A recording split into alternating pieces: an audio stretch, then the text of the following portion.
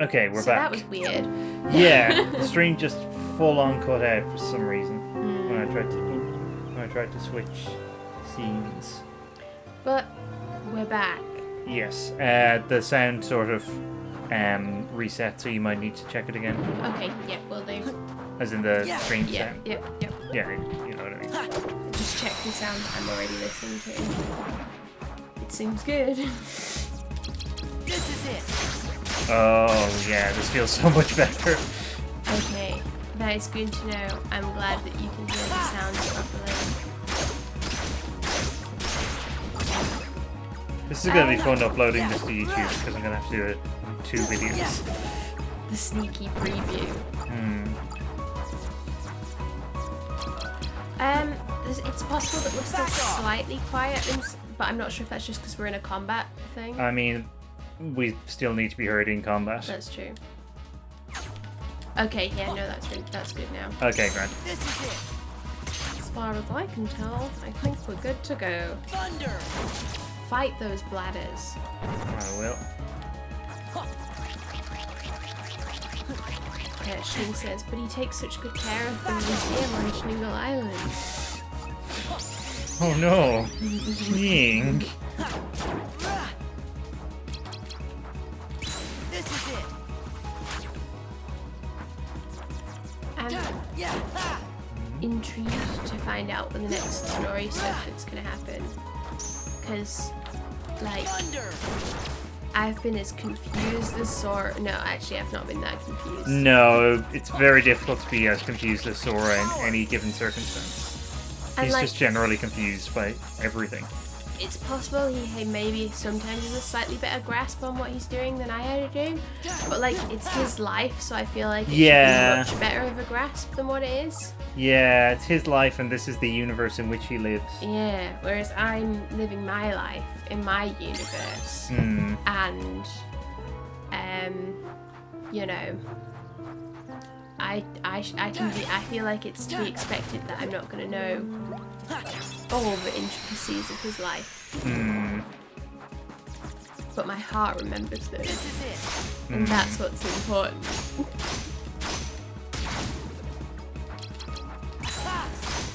Something about hearts and darkness and... Wait, no, it's Joseph Conrad. Yeah, he wrote these games, did you not know? Oh, I didn't know. That does explain the racism. It's over. Yeah, Kingdom Hearts 2 is actually, actually, sorry, that's the wrong way around. Apocalypse Now is actually the film version of Kingdom Hearts 2. Oh. Interesting. I didn't actually know that Apocalypse Now had... It is, wait, sorry, what were you saying? that it had anything to do with Joseph Conrad. It's Heart of Darkness. It's an adaptation of Heart of Darkness. I didn't know that. Interesting. No. Heal. Thunder. Freeze. Yeah, I haven't seen it, so... I haven't seen all of it. Oh. Weirdly, I have seen the end. And it's one of those films I kind of know just because it gets referenced so much as well. Oh, yeah. In the same way, I had basically seen The Shining before I saw The Shining. I read The Shining before I saw The Shining. Ah, I haven't read it. Yeah, it's quite good. Yeah, I've read a lot of Stephen King, but just not that one. I was reading it in, like, I remember reading it in, like, the shed in the garden because I was, like, not one, I can't remember why I was in there, but getting spooked. Ooh. Just alone, you know. Yeah. The perfect way to read a horror novel. Well, I mean, I saw it for the first time, like, when I was in the house by myself and my parents were out. Which is simultaneously the best and worst way to watch it, as you can imagine. I mean, to be fair, I've seen quite a lot of horror films by myself, just because I didn't have anyone to watch them with. Like I saw It Follows by myself and like Get Out and stuff.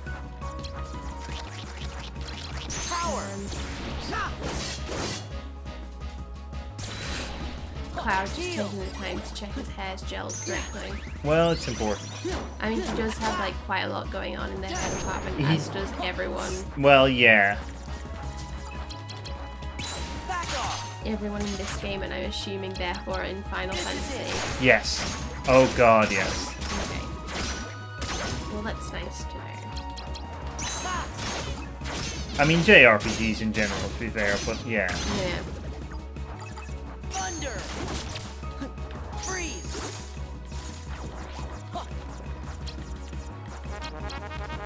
It's the like spiky hair that confuses me. Like Sora's, where it's just big chunks. Because when you see people like cosplaying as characters with those kinds of hairstyles, it's really disconcerting because they have to like, not so much with Sora actually, but if you were cosplaying as Cloud, imagine you'd have to get a wig and like gel it into just like wedges, and it always looks really like odd. Yeah. Because it looks sticky or like hard. Yeah, I know what you mean. Whereas obviously in a game or a show or something, you're not gonna be thinking about it like that, but then when you see it in real life, you're like, what? Oh yeah, that's a monstrosity. Yeah. Like, is your head okay? You know? And I think the answer is no, it's not. No. Back off! Yeah!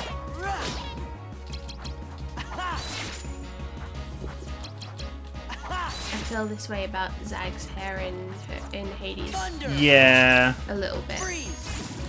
Particularly when he does his sad boy face.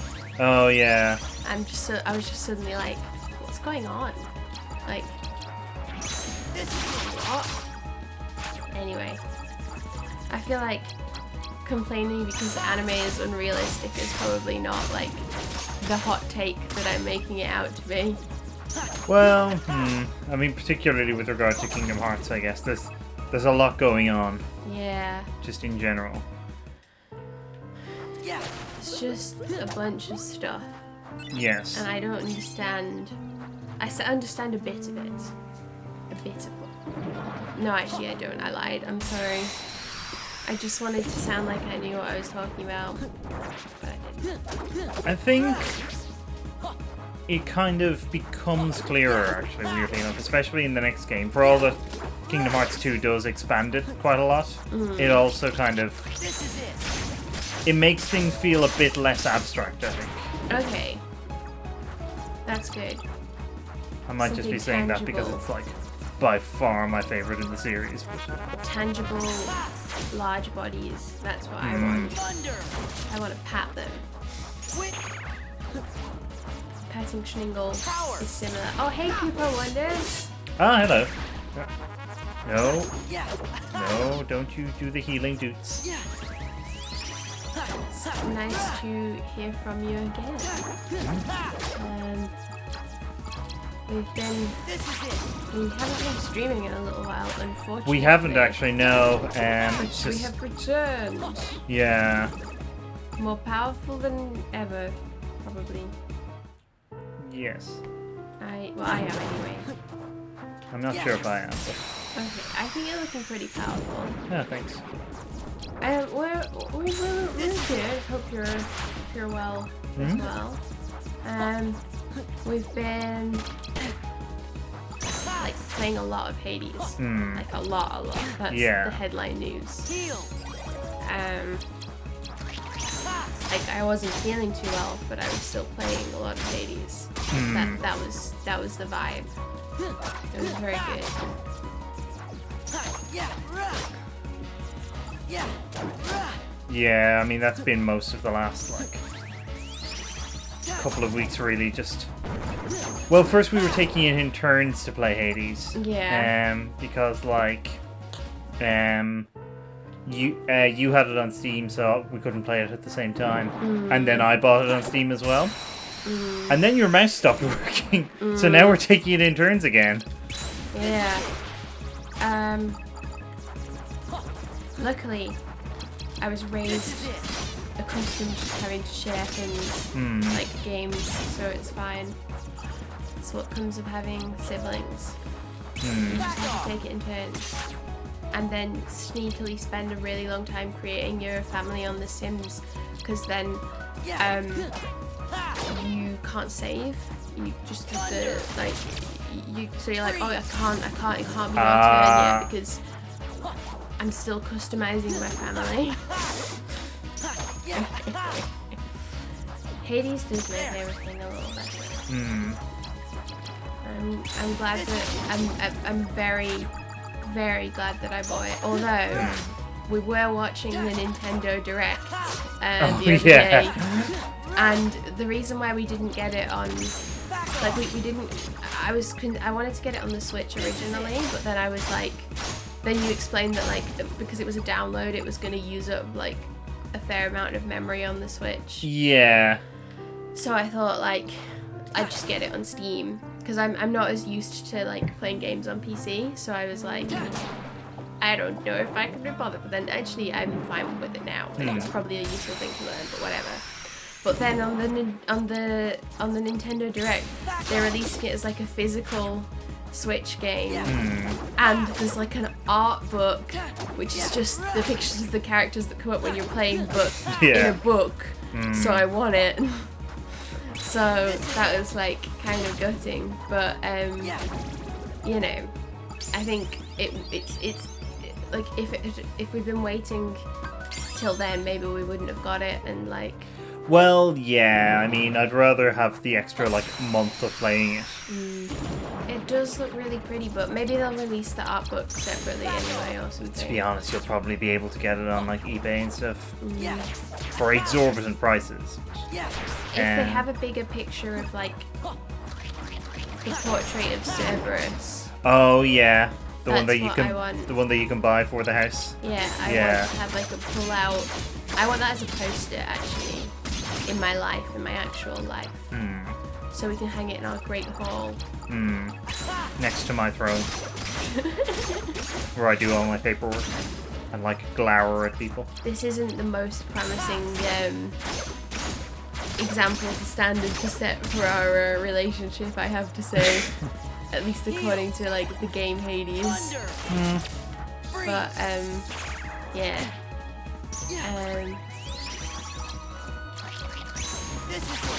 But like, yeah, so I don't know, it's like now that I've played it on the computer, I can't really imagine what playing it on the Switch would be like anyway. Like, I'm sure it would be just as good, but it's just like when you get used to one way of playing something, isn't it? Yeah. It's like I've played several, actually particularly JRPGs, funnily enough, that were originally made for like various consoles on PC, which is weird because they're really not made for that control system, but because that's how I've played them, that's kind of how I think of them now. Yeah. What's it like for the ones that you've played on the console and on PC? Because did you have some of the Fire Emblem games on like the console originally, or? Well, yeah, actually that is a good point, because I've been playing those on emulators. Yeah, it doesn't feel, with those, because I played them originally on like GameCube and Wii respectively, it doesn't feel quite as intuitive somehow. It's not that different, I suppose, once you get used to it.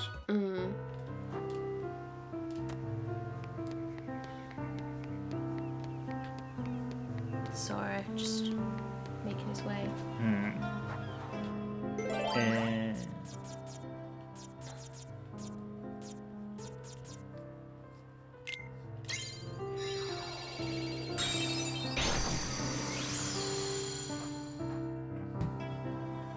I miss Vexen. I mean, me too. Like, I love him. What's he thinking? You know? He's thinking eyebrows. Sort of eyes in general. Yeah. Back off. This is it. Oh, I did the thing where I got very used to a room where the values of my cards change. Oh. And now it's confusing. Oh. This is it. That is confusing. That sounds very confusing. I would not like to be in this situation. Except kind of like Thunder. Freeze. No. Oh, you know what I saw for the first time last weekend? Inception. Ah, yes. Now I know what the film is about, which is good because everyone talks about it all the time, and I didn't know. Everyone Except talks the about... vague concept of like things inside other things. Yeah, everyone talks about it in a way that is not necessarily reflective of what it's actually like. Yeah. Now I know. Like, I have one of my pettiest pet hates, which is saying something, is people using the word inception to refer to, like, something being within something else Yeah. of the same type. You know what I mean? Yeah. I know what you mean. Which is not what Inception is in the film. I mean, it's not what Inception is, but also whilst they are like experienced as dreams within dreams, it's more like different levels of subconsciousness, isn't it? Kind of, yeah. Anyway, but yeah. So I know it, and it was good. So I was not misinformed on that front. I also like how very close to the beginning of the film, one of the characters, Saito, says, just like Inception, which is good because that's the thing that everyone says about the film when they're like using it incorrectly. So it was nice to see that it's in the film, you know, they're actually quoting the film.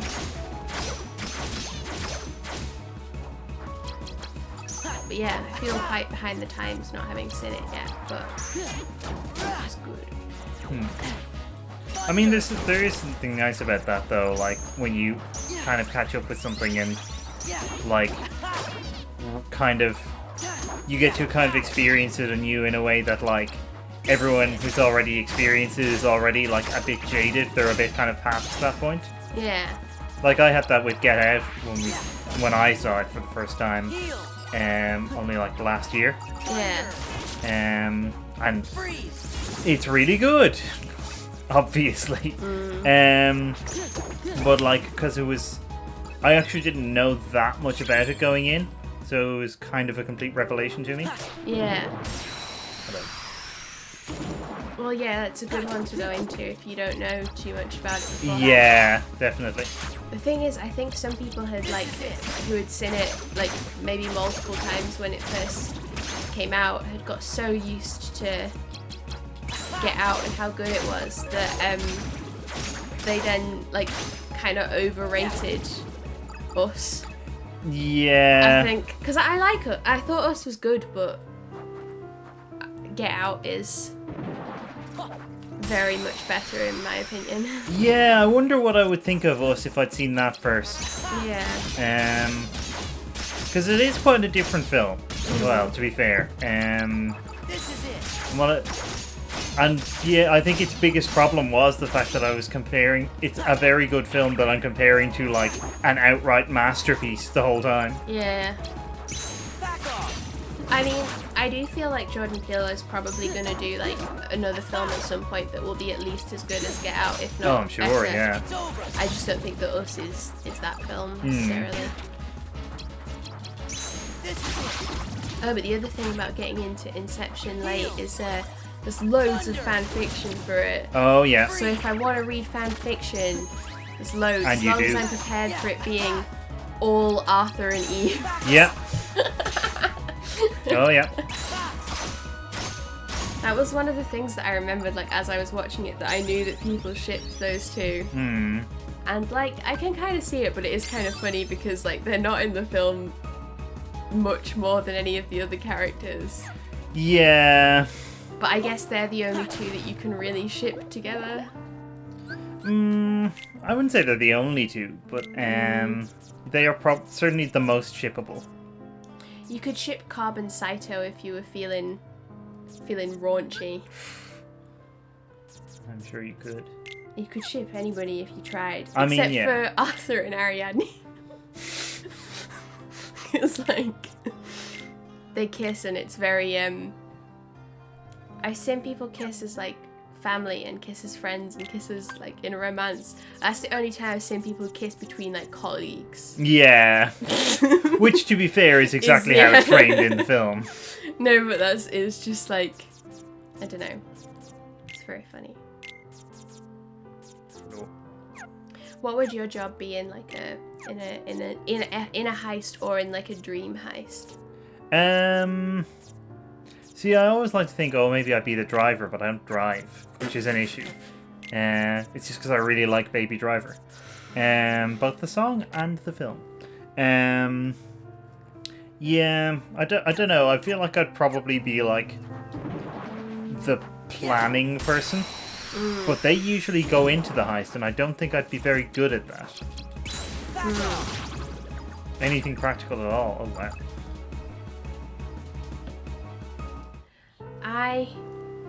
I think we had this conversation before, and I said I'd be the man on the inside.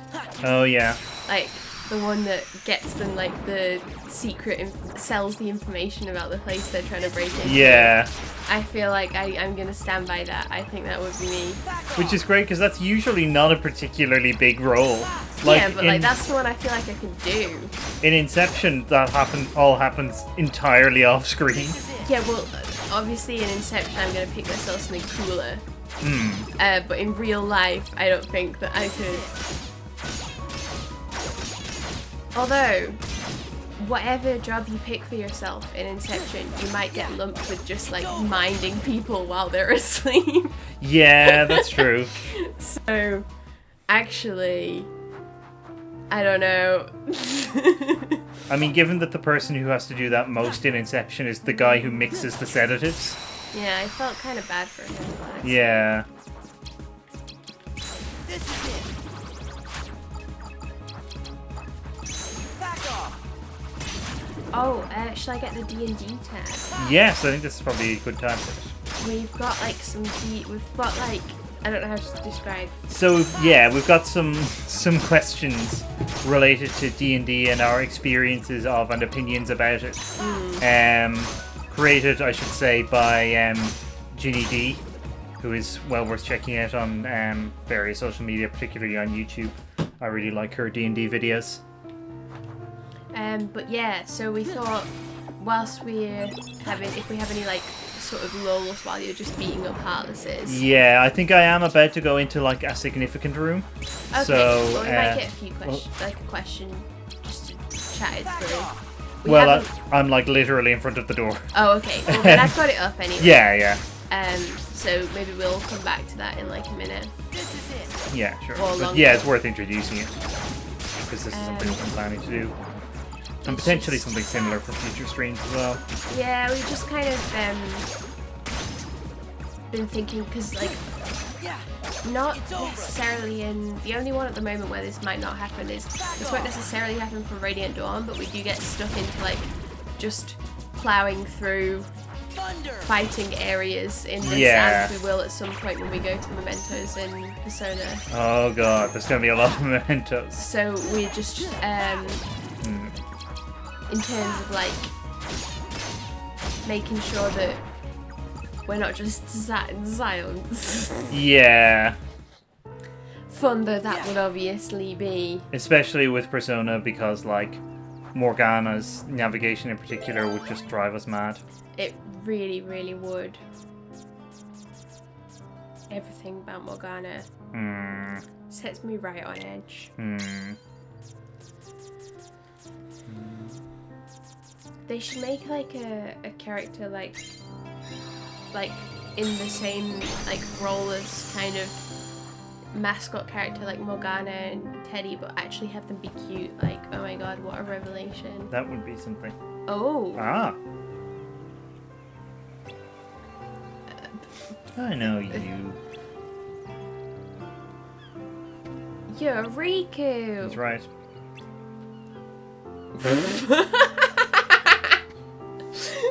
This is nothing to do with the fact that they're in the like forgetting palace place. This just happened. This is just what used to happen every day on Destiny Islands. Yeah. This is an excellent view of Riku's waders, by the way. Yeah. We've not seen them in a while. No. It's nice to get a good look. No, because he's wearing his like weird darknessy outfit, Yeah. isn't he?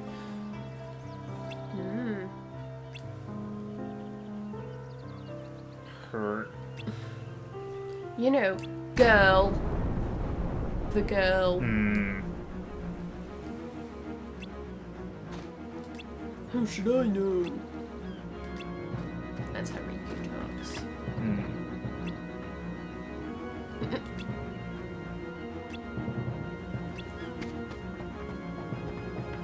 Wow, the boys. And then they're just gonna do that race thing like in the beginning of the first game.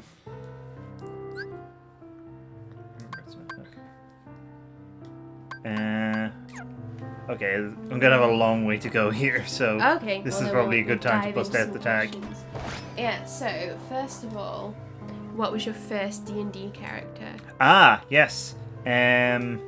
So my first D&D character, and not my first RPG character, but my first D&D character was for a game that I was played for a couple of years, in which my friend Joshua DM'd, and also it was a very heavily homebrewed, because it was like very much kind of fitting in with his sort of setting.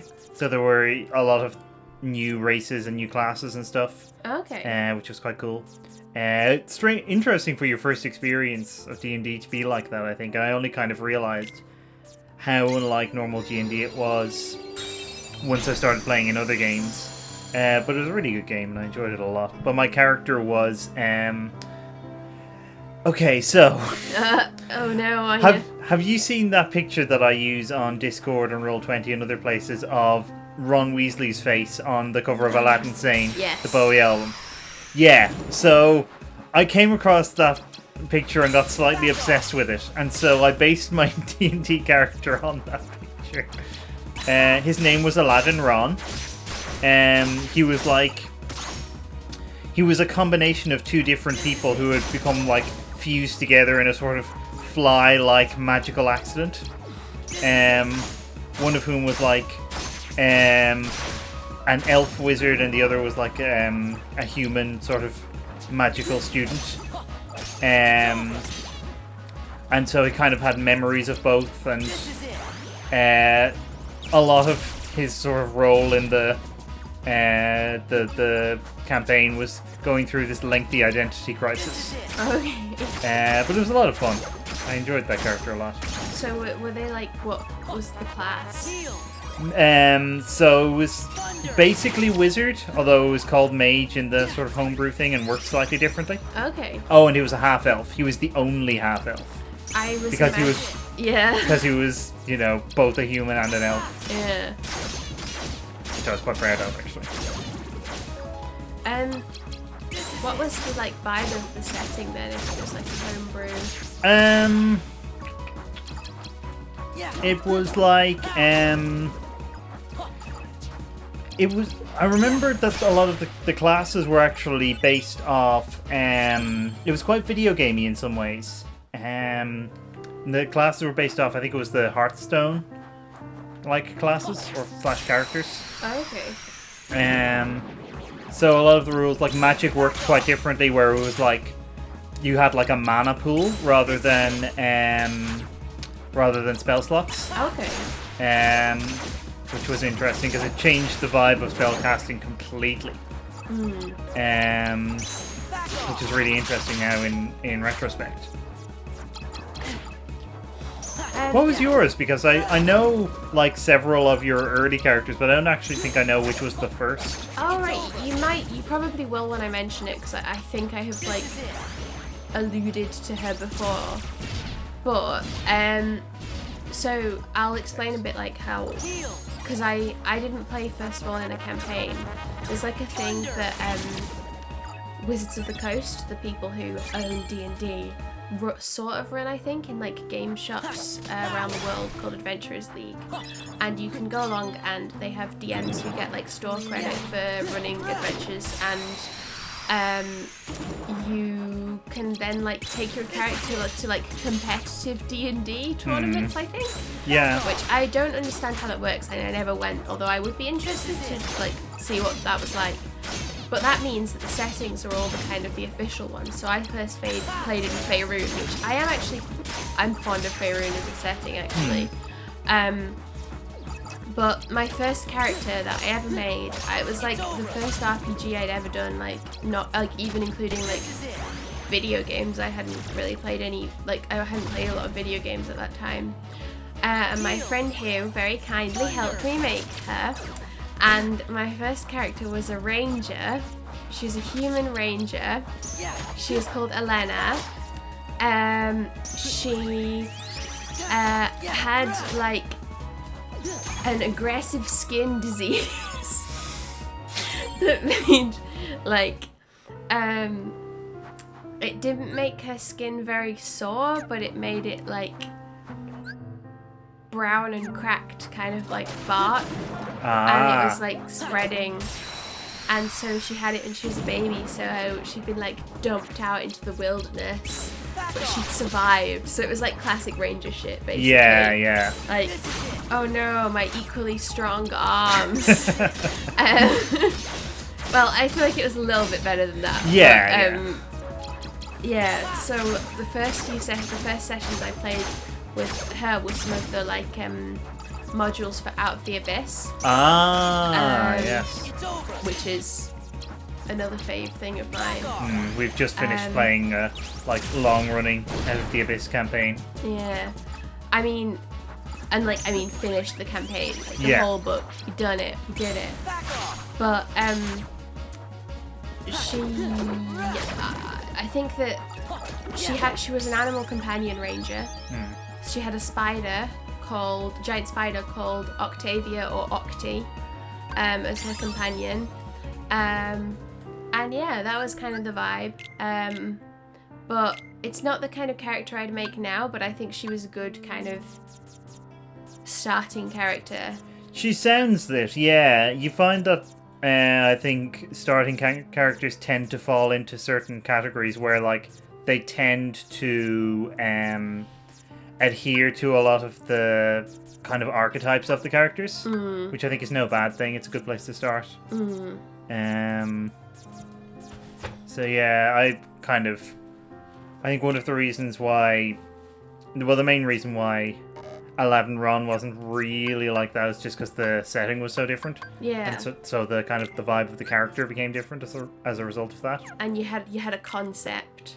Yeah, I sure did. A concept album. Oh my god. Okay. But yeah, I think I deliberately made her so that she wouldn't talk very much, so that I didn't have to do too much of. Not that I wasn't doing role playing, because I was, but just because I didn't want to like have any kind of leadership to do when I was still figuring out the game. Yeah, that makes sense. But yeah, she was fun. I ended up playing her quite a bit because she was one of the ones. She ended up having like quite a lot of XP and like stuff, which is good for Adventurers League. Yeah. But she was superseded by one of my favourite characters. Well, all my characters are my favourites, but like a really good character, who I'll probably end up talking about like later on. So I'll save that. Like I'll leave some sizzle for Sariel. Okay. I was wondering which of your character. many great characters it was going to be. I thought it might be Lily, actually. Oh no, Lily's. Well. Lily might come up. Shall I give us question 2 then? Yeah, go for it. All right. Okay. I'm just building my deck here. No, that's fine. It's perfect time.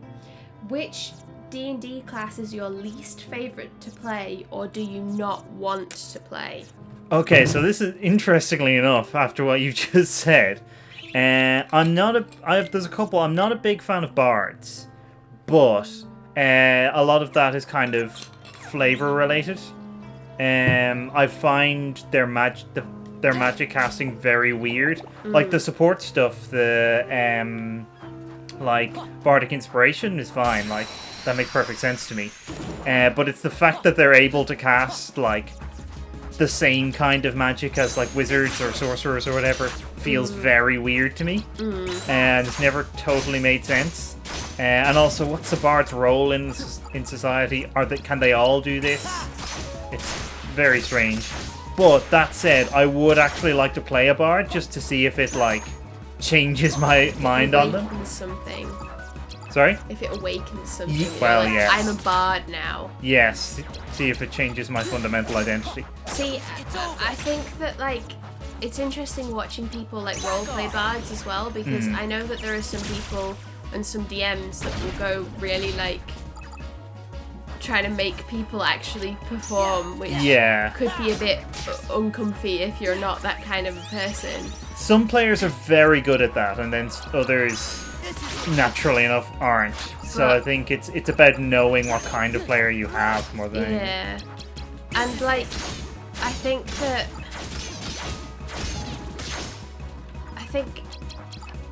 if their magic was, as you say, more its own thing that was understandable as being bardic rather than just learning spells, then maybe the like role-playing thing would feel a bit less like incongruous. Yeah. Because a lot of the time when I have seen people play bards, they just are the same as everybody else, but they just might stop to play a musical instrument, but in combat they won't really be doing anything different. Yeah. I realise I've kind of jumped in there with I'm not necessarily opposed to playing a bard. I just thought I'd jump in with my critiques of the class. Yeah, no, I think that makes sense. I mean, the real answer to the question though, both my least favorite class and the only one that I have no real interest in playing is Ranger. I don't care for Rangers. I think I just find that there's nothing that unique about Rangers, which is weird given that you would think there would be, but they feel like kind of spliced together versions of a bit of fighter, a bit of druid, this kind of thing, and maybe a little bit of rogue. And they don't have much that is just theirs. The only real thing I would say is the animal companion, and even like that's just one subclass. It is also complicated. Yeah, and like famously underpowered. Yeah. So like, yeah, that doesn't help, especially with it being a class that a lot of first-time players gravitate to. So yeah, it's the only class that I've no real interest in playing, because like with pretty much every other class I have an idea of things I would like to do with that class. Whereas with Ranger I'm kind of stuck, because like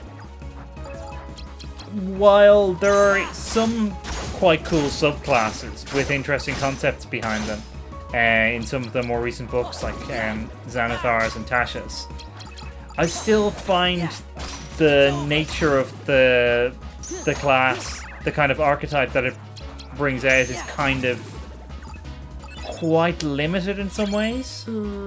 It more than any other class, I feel like Ranger really limits the kind of character you can play in like a role playing. You just end up getting a lot of like Aragorns, don't you? Aragorns and Legolases to a lesser extent, I would say. But yeah. Yeah, so that's my answer. Like, I mean, I have seen D&D games where people played Rangers who were interesting characters in one way or another. But I find that's more the player than anything to do with the class inherently. And you could basically make a character that has similar abilities to a ranger with that personality from fighter or rogue or... Yeah, well, particularly fighter, I think. Yeah. Like, really the only different thing is rangers get some spells, and their spell casting is so limited that, like, it doesn't make a huge amount of difference.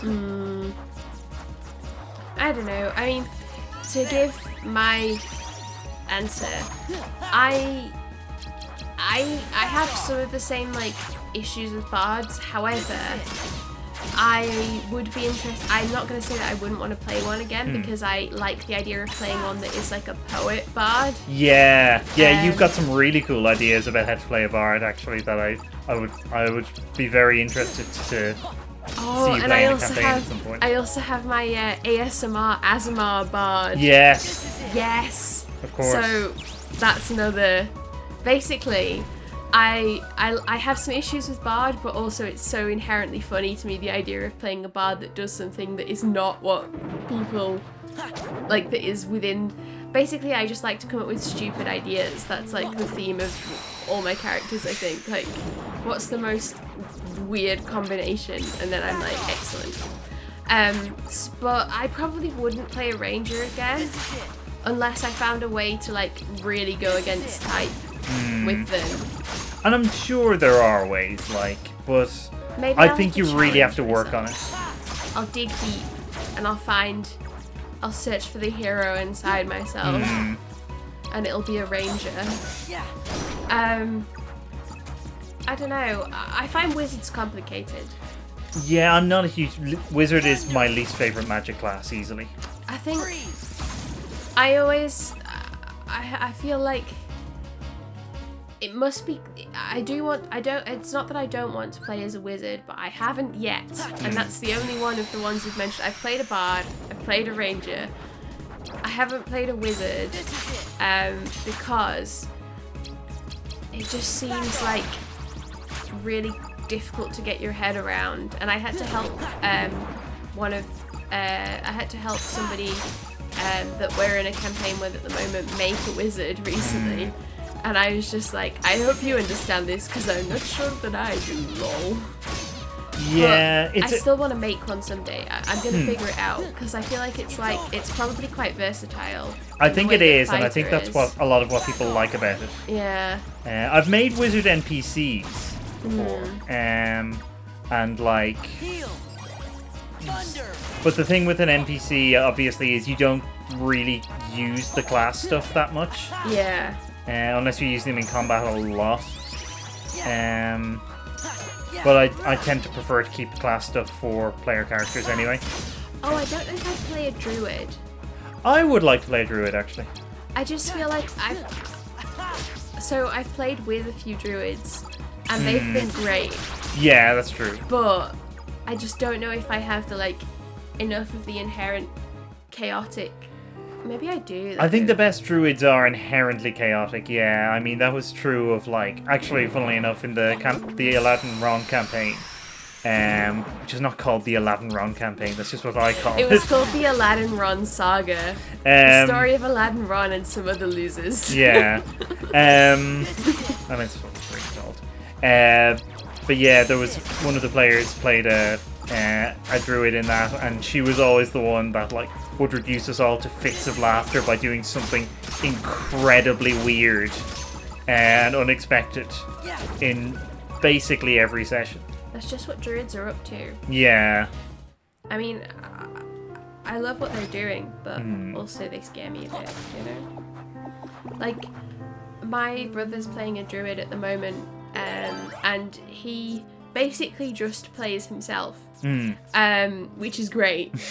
And for an example of what chaos that brings, the other day he was talking about how he would want to get rid of the weather. Oh, completely. Which works interestingly with his druid character, who is continually asking he is asking as a player as well what the weather is like, and is continually using druidcraft to check the weather. That's what he doesn't like though, it's the hassle.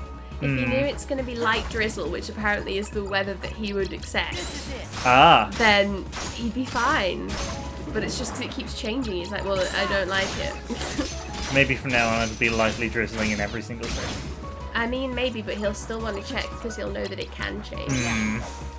But yeah, so that's the kind of druid shit that you have to... Yeah, you have to be good at that kind of, as you say, inherent chaos, I think. But yeah, maybe someday. I also think that wild shape is extremely confusing. It is weird. I think once you get your head around it, it is very cool. But yeah, you need to put in some time to properly get your head around it. Like when you get to the point where you can like turn into elementals, that's some fun stuff.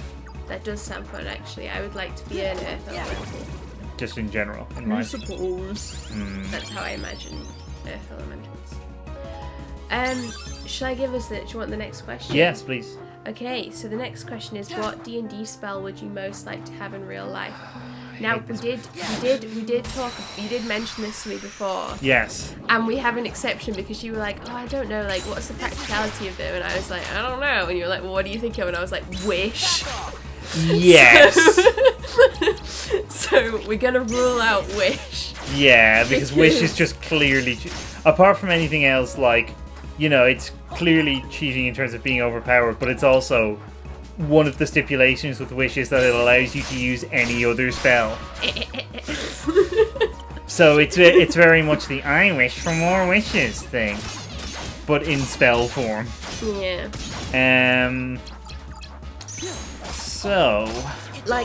So I don't know what all of the spells are, so it's going to be difficult to like pick one for that reason. Yeah, this is a problem I have as well, because like I have played spellcasting classes, but like I can't say I'm going to be using like Spirit Guardians, which was like my cleric's go-to spell.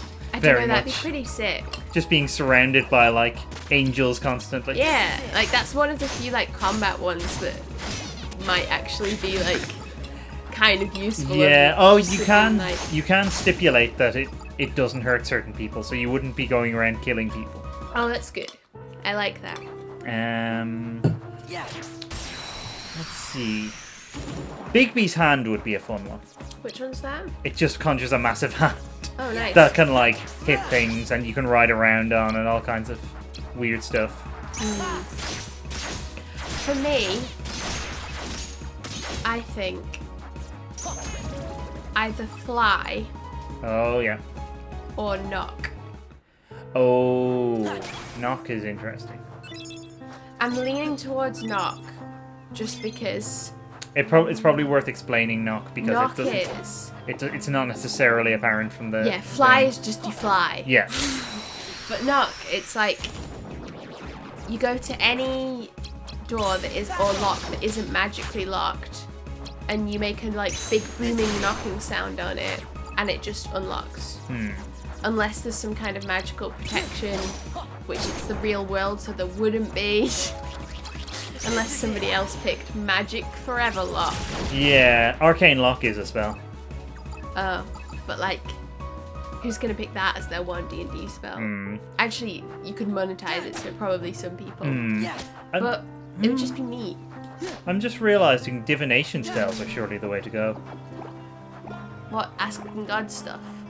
Well, not necessarily that kind of divination, but like, there is one. There is commune, which is just like literally ask a god a question. What about talk to animals? Oh, that is good. But then what if I don't like what they say? Well, yeah. Speak with plants. Oh yeah. No, that's me. That's me, I think. Yeah, Speak I think to so. plants. I feel like I have to. I'm very... I like plants.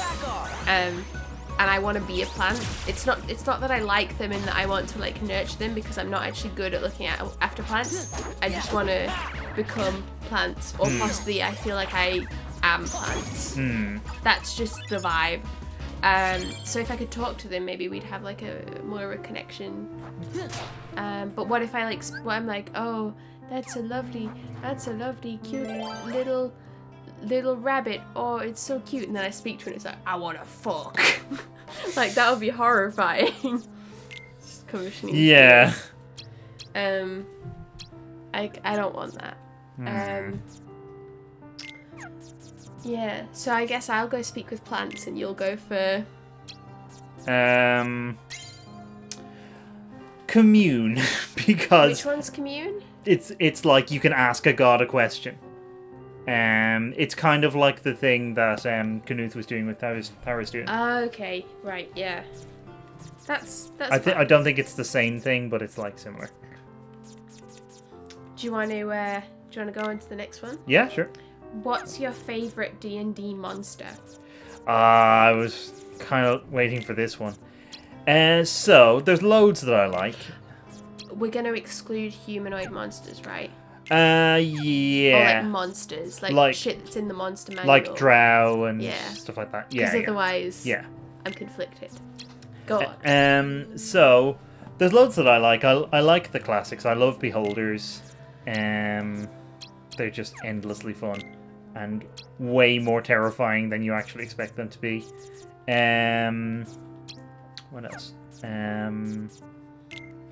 Just Demogorgon, Oh, yeah. demons and shit. Yeah, I like purple worms a lot.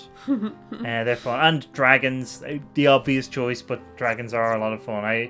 There's a few in particular that I really like gold and silver dragons. I have to like dragons because they're in the game. That's the name of the game. Although I do tend to like the good aligned ones better than the evil aligned ones. Yeah. But my real answer is anything in the monster manual that is just a normal animal but made ludicrous. So like flail snails, frog hemoths, any of the various types of monsters that are just frogs but I was weird. gonna say slads. Do you not want to like? Because Well, I like slads. even slads are less froggy than like. There's frog hemoths. There's bullywugs. There's what are they called? Grung. There's like 5 different frog-related monsters that are either small frogs or very, very big frogs. See, I'd say that's nearly the right amount of frogs.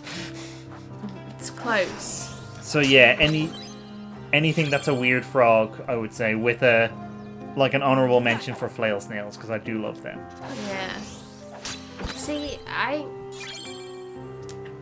don't know, like, because a lot of my favorite enemies, I don't know, like, I'm kind of counting monsters as like opponents, not just things in the monster manual. Yeah. 'Cause I could pick a flump and that would be adorable, but like, you're not gonna fight what kind of monster are you? You're not gonna fight a flump.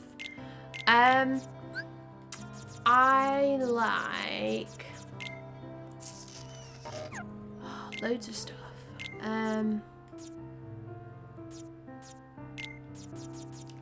Oh no, I have actually got it. I think it's got to be a gelatinous cube. Oh yeah, Because- no, that's a strong answer. When I first learned of the existence of like jelly monsters, like your black puddings, your like yellow jellies or whatever, I was astonished. I was amazed and I was overjoyed, especially the gelatinous cube. Like, what? I love it. There are a lot of great or terrible, depending on your point of view, stories of DMs like doing terrifying things with gelatinous cubes where, like, you know, because they're completely translucent, theoretically you can just pop one in a corridor and have it be completely invisible, unless the players are being very careful. So, like... And then the cube comes down. Yeah. Although now I'm imagining the cube as in the ITV show. The with- game show with Philip Schofield. It's just Philip Schofield suddenly there. So he's And just you have to suddenly do there. like a variety of tasks that for some reason make it count as a quiz show even though it's clearly not. Yeah. Yeah, I don't know, like I like the holders as well. I kind of like the ones, I think if I'm gonna pick one it's got to be like the ones that are kind of unique to D&D. Yeah, that's one of the great things about Beholders, because there's so much the iconic D&D villain, because they're one of the few things in D&D that is completely unique to it. Because it's like, do I love a dragon? Of course. Like, who wouldn't? But like, I'm not gonna pick them over something really weird. I also want to say this because they are in the monster manual, but myconids. Oh yeah. I wouldn't fight them, but I just like the cute little baby mushrooms. But that's more like I wanna cuddle it. I don't Yeah. You want to be its friend. I wanna protect it. There's a mic in and out of the abyss that's you get at the start of the campaign called Stool, which is unfortunate. But I feel like in every iteration of that I've played, which is like maybe 3 at this point, someone wants to like cuddle the little mushroom thing and keep it close to them and adopt it and love it. And it's never been me because I've never had the right character to be that person, but if it was in real life, that would be me. Like, you're my baby now. That's like You're my child now. Yeah. King Garon it. Yeah. But yeah, so the next one is, what's your favourite NPC/villain that you've encountered/created? Oh, I did have an answer for this. It's interesting that it says NPC/villain because now I'm like, can I just pick a normal NPC or does it have to be a villain? Yeah, I'd see no reason not to just pick a normal NPC. The problem is, a lot of my favourite NPCs that I've created, you haven't met. Oh.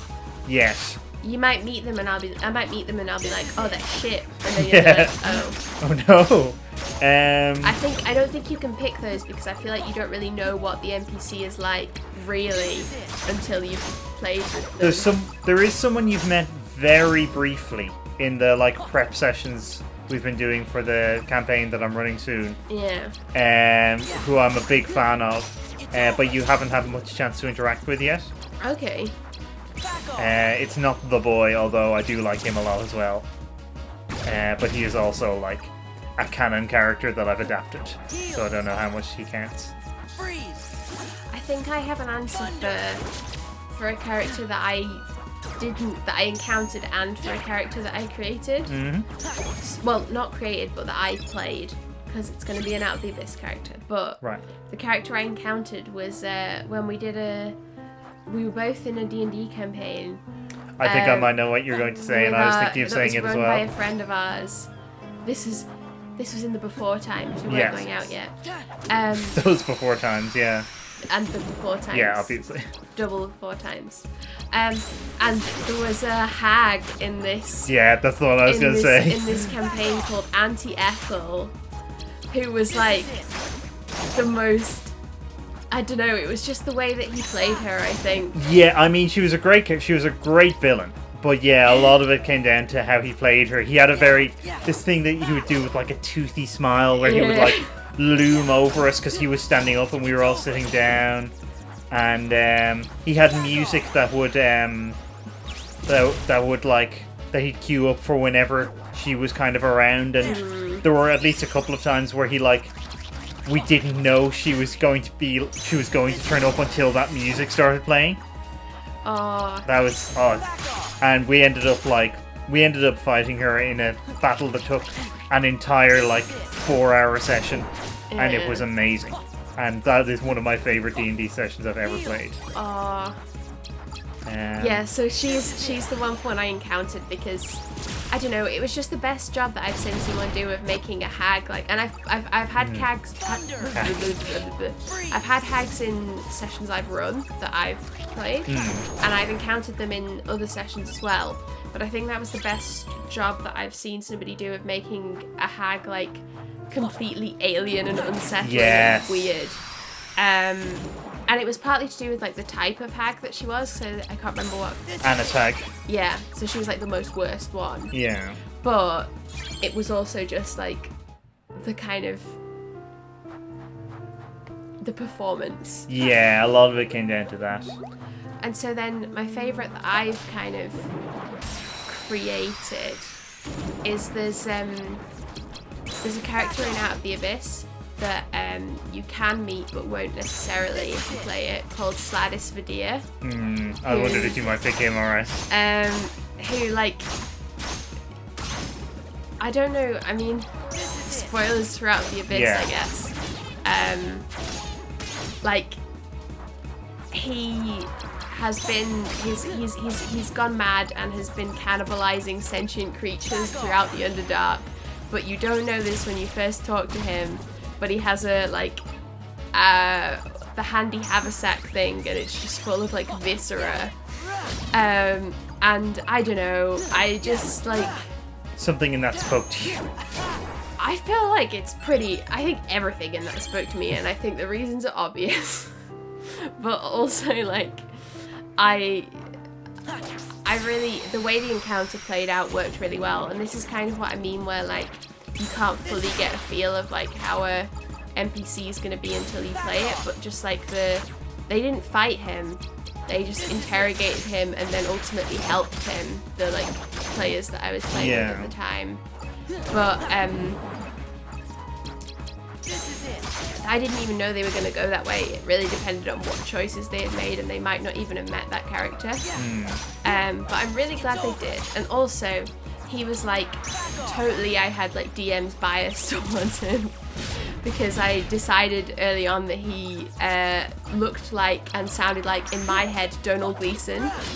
He's like he's a fave of mine, so I was kind of like, I love him, Sladus, you're amazing. But also he was traumatized from all his cannibalistic past, so I mean that's like the perfect storm, really, isn't it? Anyway, who are your favorite NPCs? Actually, I'm a big fan of a character you met relatively recently. White Blade. No, although he's fun. He's also like a one-time villain though. I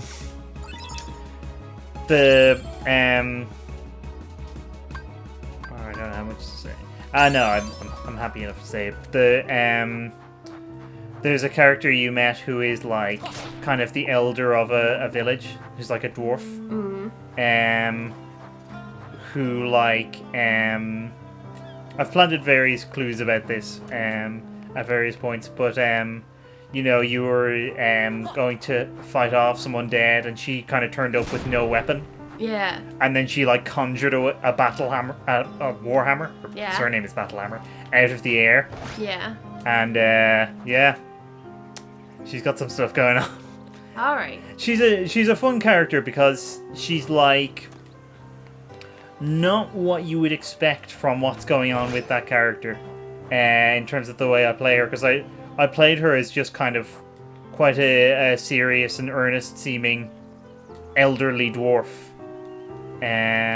but then she conjured a warhammer out of midair and started firing off eldritch blasts. So there's a clue. Blasts. Yeah.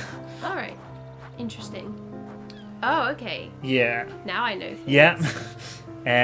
It's not quite what you might think, but I just deliberately try and not know shit. yeah. No, I don't want to know what's... And that's my excuse as well. That genuinely makes sense. I don't want to know a thing. And I don't want to know a thing. That's one of the things that, like, that's one of the reasons why I don't necessarily spend ages going through, like, the monster manual unless it's for DMing purposes. Because I kind of like the discovery of not necessarily knowing what something is from, like, the first description. Yeah.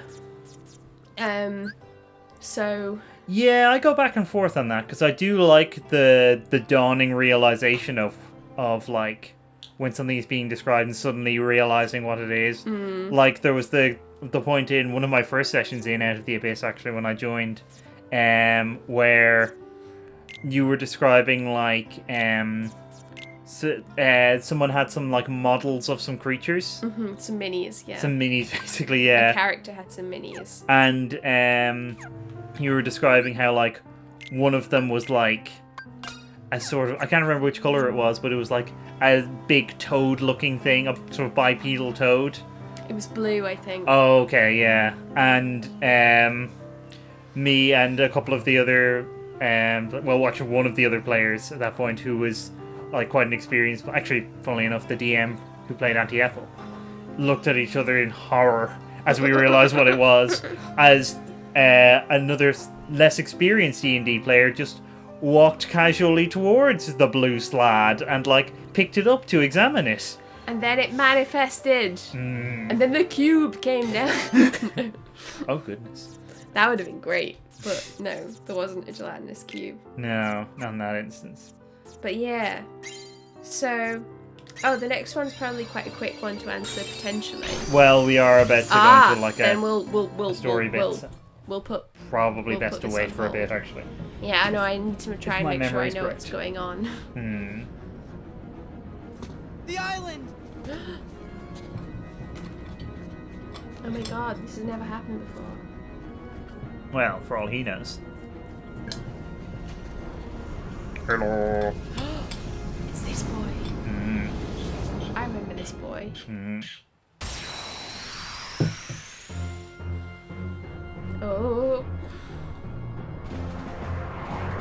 Oh.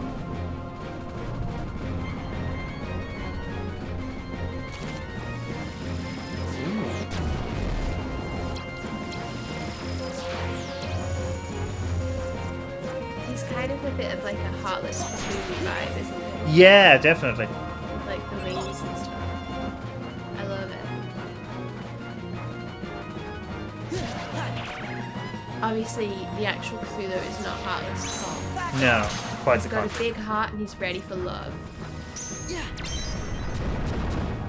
Oh, thank you. I'm glad the characters sounded cool. Yeah, I just slightly regret that I wasn't able to talk very much about. Yeah, well, you One of know, my picks. maybe we can check back in at a later Yeah, date sure. or something. But no, I mean we both played like a lot of D&D, Yeah, like together and separately. yeah, and we've both DM'd, so we yes. have quite a lot of stuff to talk about cumulatively, I suppose. Yeah.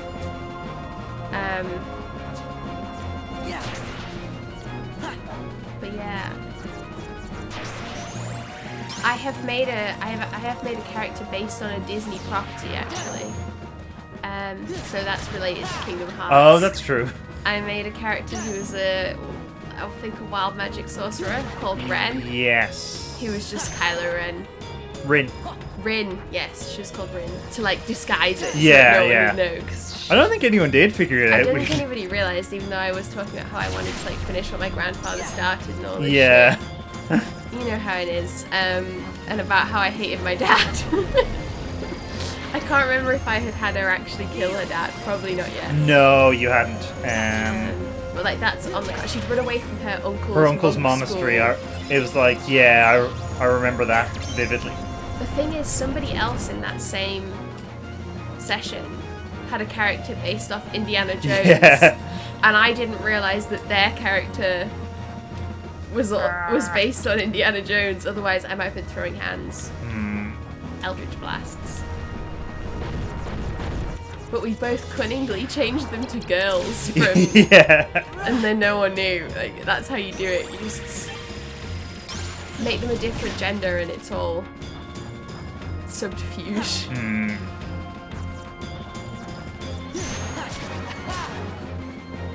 Maybe I'll make a character based on Donald. Oh, yeah. That seems like a good idea. Yeah. What? I mean, Donald would be a wizard, obviously. Hmm. And I just go whack all the time. Yeah. Gosh.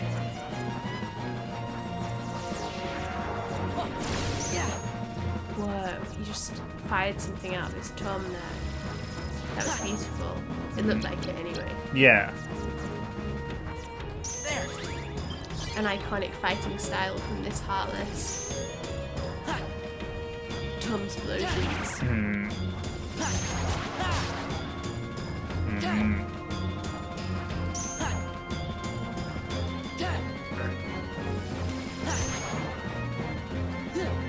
I must say, I'm quite enjoying answering D&D tags. So Yeah, I thought it would be good for this kind of thing. I like to have chances to talk about like weird D&D shit, Well, exactly. like as if we don't talk about it enough anyway. Well, it's nice to talk about it with an audience. Yeah, yeah. I mean, and like to not feel like we need to like do something else. Yeah. I don't know. I love it. It's so weird. And like, if I hadn't have been playing D&D, we might not have like become friends, and then That's true. we might not have been going out. So thanks, Gary Gygax. Yeah, it's over. You've done so much. Was it just him that made it? There was other people. There were other people. He's the name most associated with it. It's because he has the name that most sounds like a wizard. That's true, yeah. Yeah. It may not actually be his real name. I don't know. I'm pretty sure that in like one adventure that I played, or maybe that I heard about, that was like a character that was just an anagram of Gary Gygax's name as like, right. like a tribute to him. Yeah, that doesn't surprise me. There's lots of stuff like Whoa, what are all those plasma balls falling on your floor? Yeah. Dude, that was very cool. This is it. I mean, it didn't look helpful, but it looked that. No, it wasn't very. It was like the Donald experience, probably. Those plasma balls, Donald. He's back. Yeah. Yeah. Oh yeah, you can't see him because he's not here. Can you? Yep. That's a shame. That's why it says if you have friends on that one card. Oh. Because sometimes you don't. Sometimes it's just you against the world. And this big lad, Yeah. Heartless Cthulhu. Yeah. I mean, I feel like he just needs some love. Probably. He needs some friends. He's my friend. Now we have friends, so let's use the cards. Ah. Take this. Hey. Oh no. All his head gems fell out. Oh no. He needs those. That's how him think.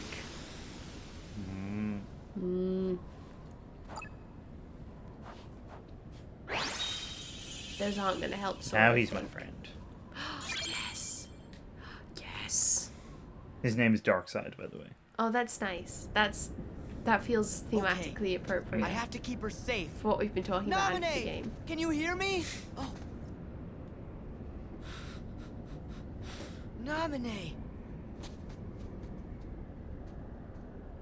Whoa, her feet actually aren't that Sora. big when you look at his feet, are You they? really came for me. They're still quite big proportional to the rest of her body. It's you. It's really you. I've been through so much just to see you. Yes, I wanted to see you too. But this isn't right. I messed up. I wanted to see you. But this isn't the right way. Naminé? I was lonely for so long. I just couldn't bear it anymore. So I called out to your heart and had you come all the way out to this place. She called out to his heart. You came for me and I'm so happy, but to your heart I had to. Don't worry. I'm here because I promised that I would protect you. Sora. Thank you. And I'm sorry. Sora does I'm not not score supposed to very be highly on in this listening picture. comprehension. That's true. Naminé? That isn't me. I'm not there. I don't really exist inside your heart. I don't exist in anyone's heart. I never have existed anywhere. What? What are you saying? What's gotten into you? Weren't we inseparable? Always together? But then you had to go away. I came here so I'd never lose you again. Was it really me you wanted to see? Of course it was. I know I've only I've ever forgotten gone a lot one of things in girl. this castle, but never anything about you. Look, you gave this to me, didn't you? You have it. My good luck charm. No, Sora. You can't believe me. What am I supposed to do? Think, Sora. Oh Just no! one time. About who's most special to you. Call out to that piece of memory that glimmers faintly deep inside your heart. No matter how far away the light gets, your heart's voice will always reach it. Who's most special to me? Keyblade. It's you, Naminé.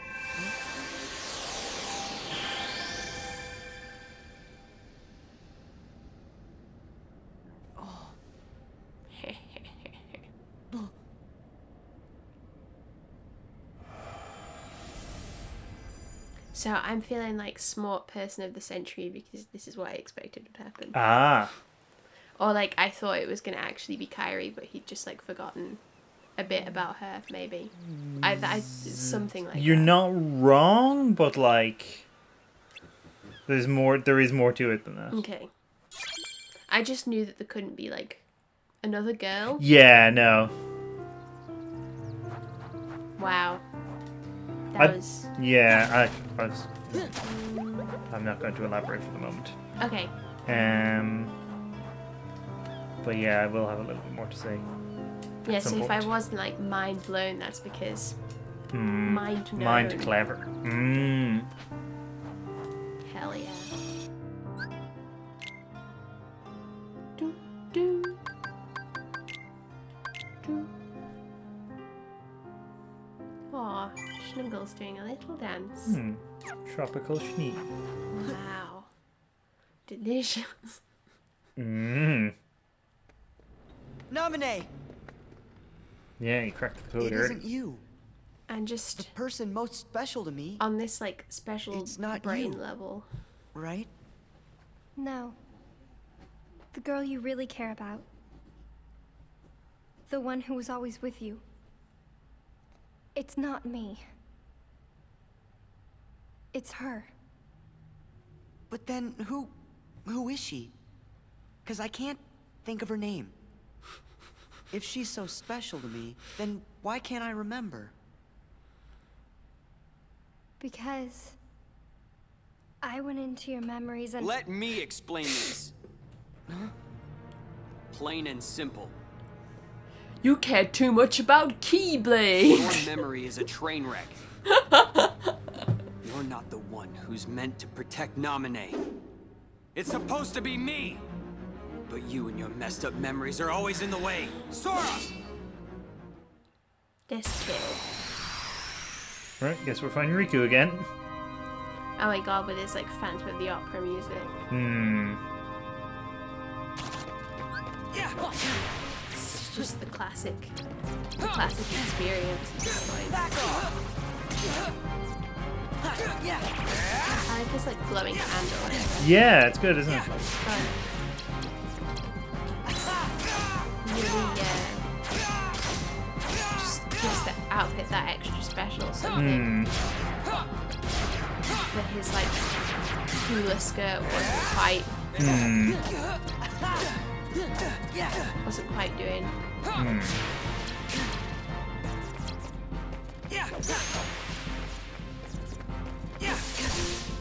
So much drama over like childhood friendships, isn't it? Yeah. Like, This is it. wait till you get into the real world, kids. Whichever world that is in your. Oh. Oh. Yeah. Heal. I guess it's kind of difficult to get into the real world given how many they have to choose from. Though. Yeah, well, yeah. Like, is Monster in the real world? I hope not. Wait until you're in the real world. Inside a whale. Ow. Oh. Thanks, Vexen. Oh, he brought you back. Vexen, No, I said he My- brought you back. yeah. I knew who. Don't my worry. best friend. The only eyes you need. He's keeping an eye on you. Hmm.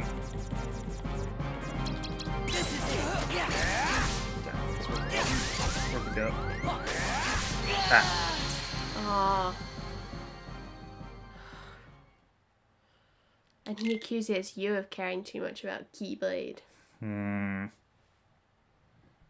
Or he did a lot in the previous game. Yes.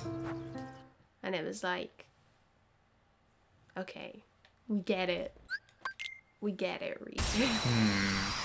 Actually, I didn't, but, you know. I got the emotions. Yeah. You got the essentials. Yeah. Now shut your blustery hole.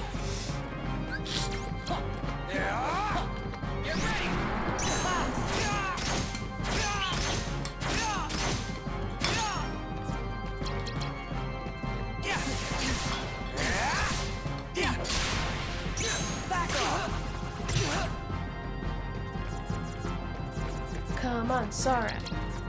Heal.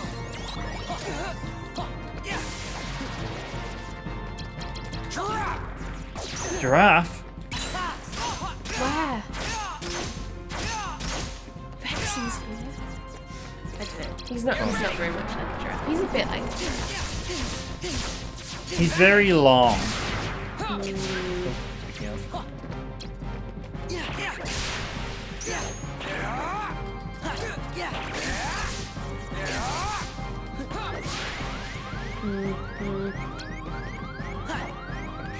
We'll keep track of the giraffes.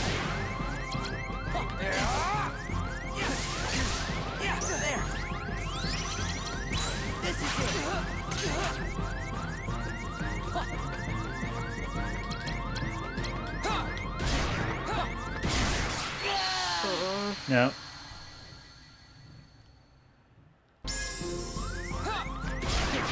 Not that it's gonna work very well, but He tried. mm-hmm. That was a weird angle.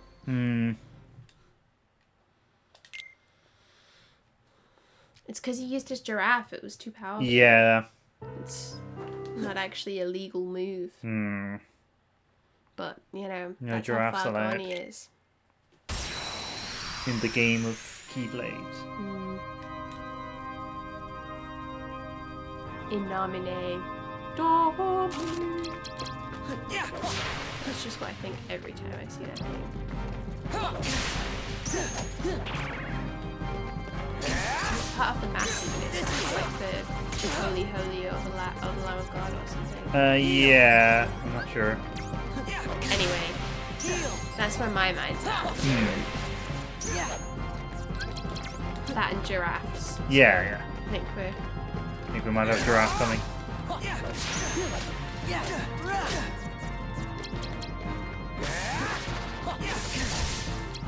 I'm listening out for them, don't worry.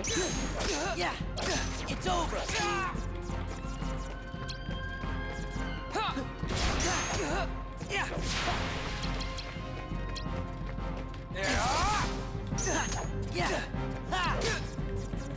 Yeah, whack him, Sora.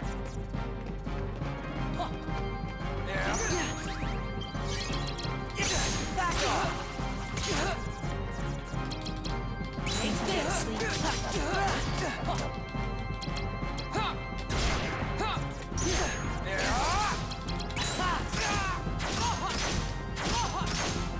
Gotta be kidding.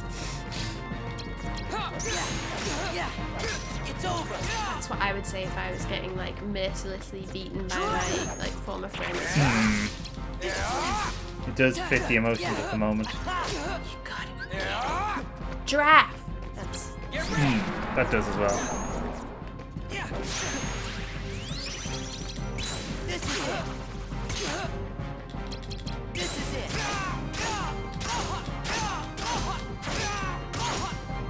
Fuck with him. This is it. Take him in as quickly. Yeah. yes. The end. He had two beautiful giraffes, but they were no match for. Well, I think I interrupted them both. Oh, giraffe interrupted. And now I get a Riku card. His lead card. Riku would 100% be that like fairy gym lad. Oh, yeah. Bede. How could I forget that he's Oh, called yeah, Bede? of course, yeah. He's venerable. He's venomous. Riku. Want some more? Sora! No. Riku. Looks like I win. Riku!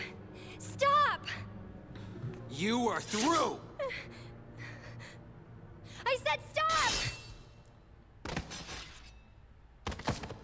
Oh, sick. Riku? Hmm. Riku? Although, Riku! he What did you dead? do? What did you do to him? Broke his heart. I'd say more like she smashed it, really. Smashed his heart? Then what's gonna happen to Riku? Wow, this is like live Sora figuring things out. Hmm. Oh, you're so much fun to watch. If it's Riku you're worried about, then don't. Okay. Because Riku was never really here. What do you mean? Do you really think I'm just gonna say it? That's too easy. Oh, what to do? Quit the games! Oh no, not games. Games. All right. Have it your way then. I know it'll kill you to hear this, but I think I can live with that. You just go so weird when you're doing this like That X thing name lying crew. there is just a puppet that Vexen made as an experiment. No more than a toy. It's laughable, really. It called you a fake, but it was the fabrication all along. Not Riku. A fake? Fake in every possible way. Fake friend. Oh my god. It finished recently. How could it remember anything? You get it? Its memories with Naminé were just planted, not real. Yep, that means all this time it's been picking fights with you over memories that were counterfeit, trumped up, and completely bogus. Isn't that the truth, Naminé? Oh, so cute. But behind this little face, you do awful things. Naminé? A lot of people You're have said so that to me as well. stupid. Don't you get it now? That's what Naminé's powers are about. She can enter, rearrange, and even create new memories of anything, even things that never happened. The girl you've been trying to protect all this time is really a manipulative witch who shackles people's hearts. Then my memories are all... Oh, you do get it. Lies, lies, all lies. Just Naminé's illusions, nothing more. Binding you in the chains of your own memory was central to our trap. It makes me tingle to think how Goodness. easily you were duped. So Larxene close to it, worries we were me. almost Yeah, there. that's the vibe. This was our only chance to turn the Keyblade Master into our puppet, but that jerk Axel, Is Jiminy still here? he used Naminé Presumably. to betray us. Just puppet made me So now, I'm left with no choice but to eliminate you. You'll pay. Don't! Huh? It's a little late for the witch to grow a conscience. Last time I checked, Oddly placed pause. you're the one who fooled around with his memories, creating this mess. I Is know, Naminé but really short or is Larxene really I should tall? tell you. that I'm in Naminé's an quite short. extremely foul mood. But Larxene is also taller than Thanks like to her you, or all so. our plans are ruined. Naminé! What's this? Are you upset? And you don't even actually know her. Maybe not. But still, I made a promise. What?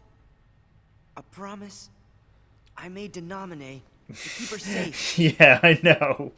Maybe my It actually memories doesn't are matter fake, what girl you but the made promise- the promise Mm, to, as 'cause long they as you are made- exchangeable. Yeah. That's why I'll keep it. Maybe they're all like malnourished. Mm. You're such an idiot. There is Those no star promise, fruits are not and there healthy. never was. You're just delusional. Must you insist on playing the hero? Whatever. If that's the way you want it, you're going down alone. Oh yeah. Oh no. Donald! Goofy! You found me! Of course we did. We were worried about you. And we promised. Imagine how long it took them to find him.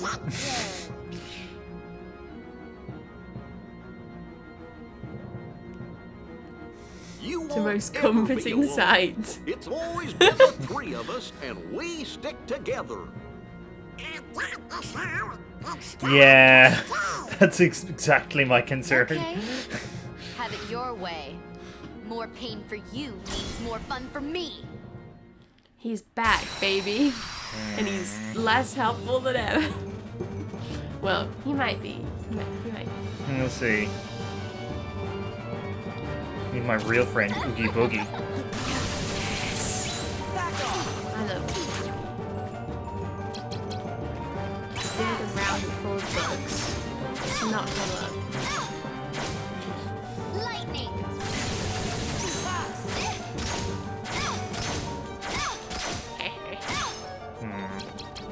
She has such a weird hairstyle. Yeah. Vanish. Right. Okay, good. Lightning. Wow, she's got a lot of zero tones. Lightning. Lightning. Lightning. Vanish. Lightning. And that dumb Wolverine almost. Who she thinks she is. Lightning. Vanish. Kneel.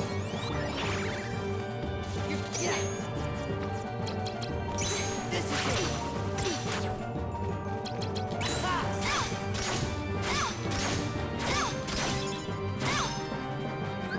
Lightning.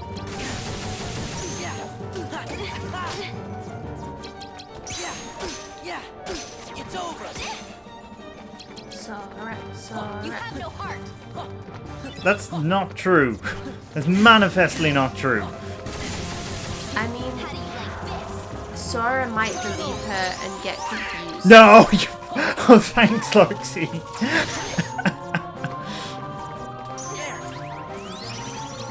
That was enormously helpful, actually. Yeah. This is it. She doesn't even know. I like how angry she looks on the 9 card. Can you like adopt her instead of Donald? I think she's the one, like, you know. Yeah, I don't know that I could put up with her for very long. Like, it makes me tingle. Hey. Can't be happening. Lightning.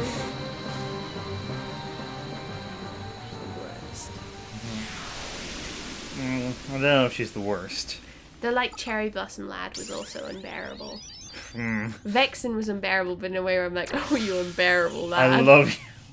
You're unbearable, and I love your eyes. Hmm. Oh, that's nice. Yeah, she's my friend now. Oh, Yeah. lovely.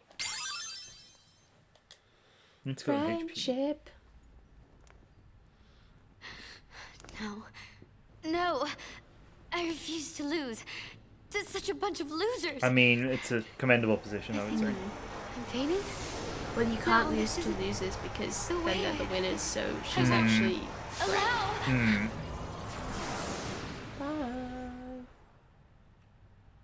Sora has in fact just killed someone. Let's see if that comes up. You must be Naminé. It's good to meet you. Wow, We're friends he's of growing up Sora's, so and fast. my name is... His You're first Goofy. kill. And you're Donald. Yeah, but how did you know that? Congratulations, Sora. You Your finally first found kill. your friend. I'm so happy. There sure are a lot of questions. Naminé, I know this probably won't be easy for For you. the sake of did you viewers, tell there's us now what happened? water all over course. Bethan's lap. I just did a full, like, actual spit take. Do we have some, like, tissues around here yeah, we somewhere? do. Memories that were inside Sora's heart. And little by little, I replaced them. Comedy timing on that, with wow. false memories. Hey, what about Sora's promise? Made up. It was fake. Sora never really promised me anything. Me being with him Let's on see the if islands, he remembers that. that was a lie, just like everything else. We never met. I was never Sora's friend. And you were never anything more. Either. No. You see, in all of your true memories, There he is. I was Yeah. never really there. Gee, then that must mean it was your magic that made the rest of us lose our memories too. Is there any way for us to ever get them back? I can fix everything. If we go I'm to the just a 13th floor. Southern cricket. But Marluxia, he... Bet I know who that is. Was he the fella who made you tamper with all of our memories? If I didn't obey, he said I'd be locked in this castle forever. I've been alone for so long. Aww. So you did what he told you to do because you were lonely? I'm so sorry. I feel bad for her Don't having be. to explain all of this to Please like don't cry. this team. Yeah, I know. Of All course. the I on know top I of really everything don't have the right else. to. Yeah. That's not what I meant. What? It's like this. I'm really not happy about you messing with my memories. But, you know, I can't really get mad at you for it either. I mean, he's a These good memories kid. you keep- Yeah. In my head, I know they're lies. But they still feel right. It's not like I use my head very much. Like the promise I made. For how big it is, he really I said I would doesn't. protect Hmm. you and that I wouldn't make you cry. Not ever. Naminé, if you cry now, I'll feel guilty. No, like I he let just you down.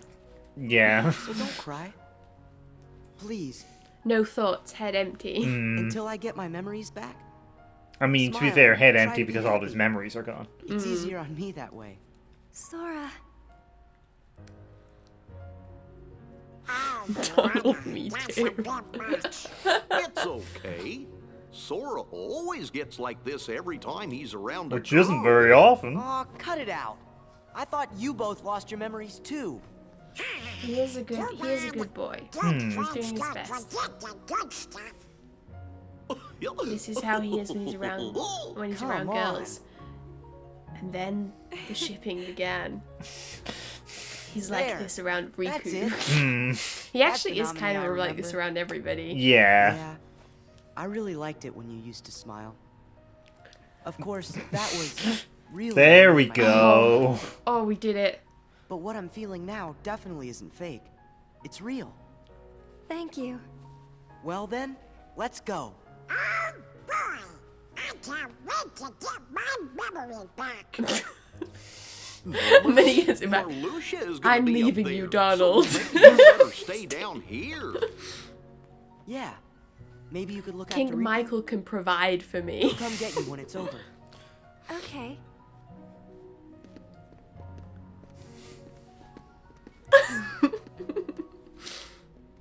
Please be careful. I like Naminé's dress. I'll be okay. Yeah, I really like Promise. Naminé's design. I like how it's so much simpler than literally everyone else's. Well, I suppose. I mean, the Black Coat crew are. Actually, no, they don't have simple designs because they have a lot going on their heads. Yeah, like antennas and shit.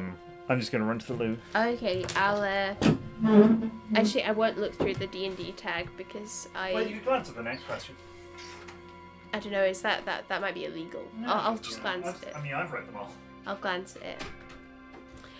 Okay. I mean, we'll actually talk about it at some point after Kieran's back, but I think the next one's gonna be, pardon me, a relatively quick one because it's have any of our characters died? Although there is a slightly complicated answer to that, so maybe it won't be quick. Maybe we'll just be here for like a full hour and a half. But yeah. So I'm glad that the gang have rescued Naminé. Although Sora needs to learn thoughts, like, or he needs to get better friends, because at the moment it's like there are no brain cells. Hello. Hello. just saying about how Sora needs to like learn to have thoughts, and then I realized he could just get better friends. Like friends who can think better, and then he'll be fine. I mean, yeah. I don't know. He has some friends who can think. They're just not the ones who are with him all the time. Nope. Can't interact with the switched off replica. No, not more friends to share the brain cell with. That means less brain cell time overall for everyone. No, Sora! But then obviously this is what he's gonna do because no thoughts, head empty.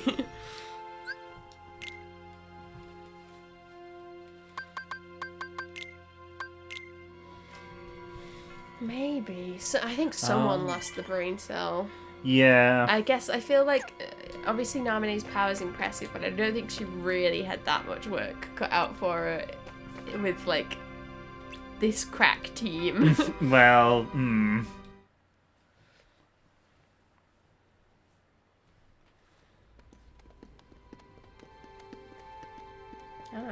A hallway.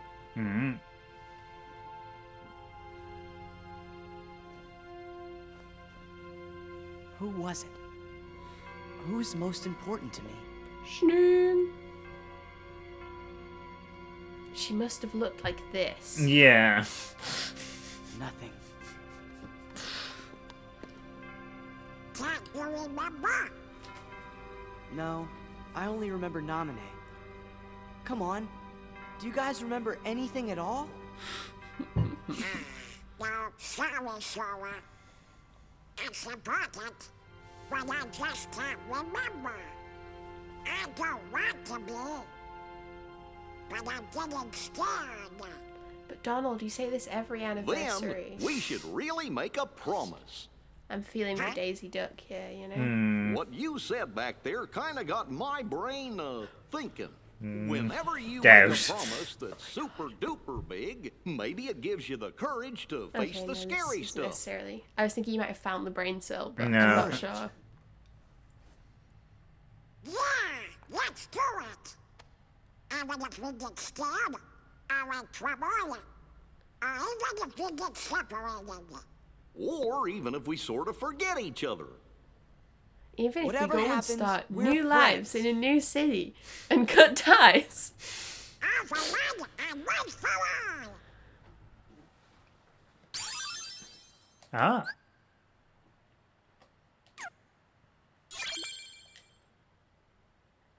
Trinity limit. Oh, it's a bathroom. I don't think it's a bathroom. I wouldn't think so. I don't think there are bathrooms here. Okay, so how do they go to the loo then? Just in a corner. Lovely. Just in one of those pure white corners. But then you forget about it, so it's fine. Yeah. Right, so there's a lot of rooms we're going to need to get through here. Okay, that's fine. We've got some questions to talk about. Yeah. Oh, I'm using the wrong thing. Goofy! I am interested to see Trinity. Yeah. I'm not a fan of these swole Heartless. Oh, yeah. These like looking like Twilight boys. Yeah. But yeah, so the next question is: Have you ever had a character who died, and if so, what killed them? Well, this is a boring answer because no is the answer. So the answer for me is kind of, because there's a bit in an adventure I did in Adventurers League where we were trapped in this like dungeon, this house, and the only way that you could leave was to like sacrifice an innocent creature, and everyone like pissed about for ages trying to find a loophole, and eventually I just got so annoyed with my character didn't get annoyed. I personally got so annoyed with the rest of the people I was playing with, like being bothersome, that I was like, okay, fine, I'll be the innocent creature. And then one of them was like, oh yeah, can I stab you? And I was like, no, I'm doing it myself because I didn't want to give them the satisfaction. But then I got like rezzed because it was just like Oh, right. It was like a test, kind of. Yeah. I think if it had been, and then you got certain benefits if you were the person that sacrificed yourself, depending on if it was like a willing sacrifice, and then, or if I think if it was a willing sacrifice, you got to choose from sort of like these kind of mixed blessing kind of things. Right. Like I can't remember what they all were, but one of them was like you lose your eyes, but you get like devil sight out to like a certain okay. thing. But then you have disadvantage on charisma checks or something. Right. But that's not the one I picked, but that was one of them. And if you were unwilling and you died in the house, whether you were sacrificed or not, then you didn't get to choose. It was just a random roll. Right. So that was what happened. But I don't know if it really counts or not. But I would say that counts. I mean, it's a story, which is what it's looking for.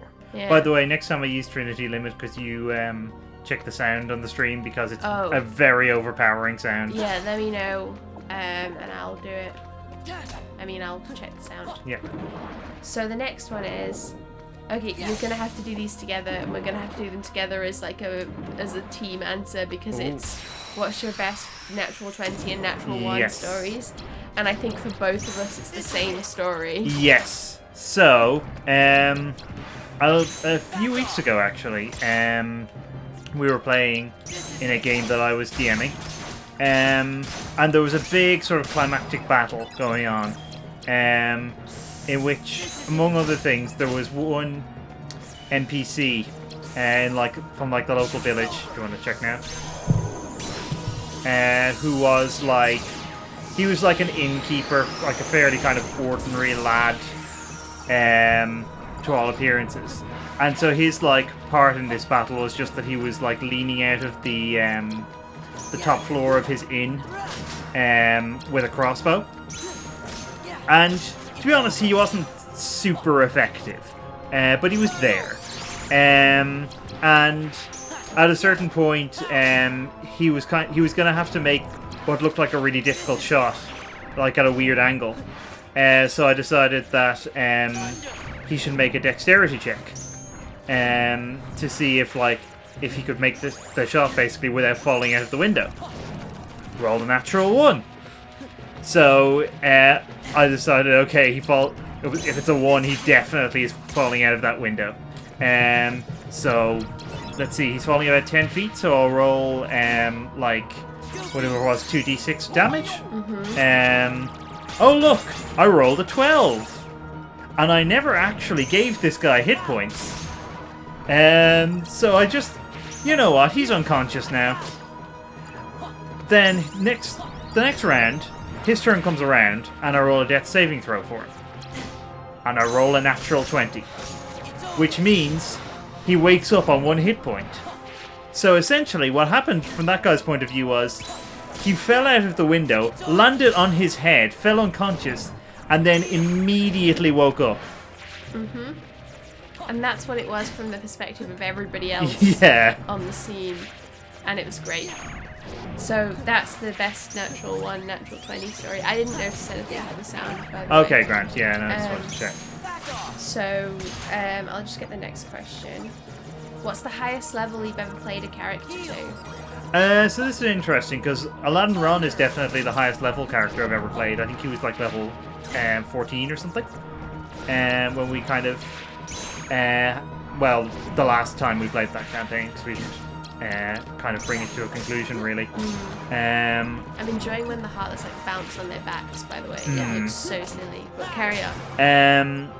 But because that campaign worked differently, in terms of the rules, he definitely wasn't as powerful as a level 14 character normally would be.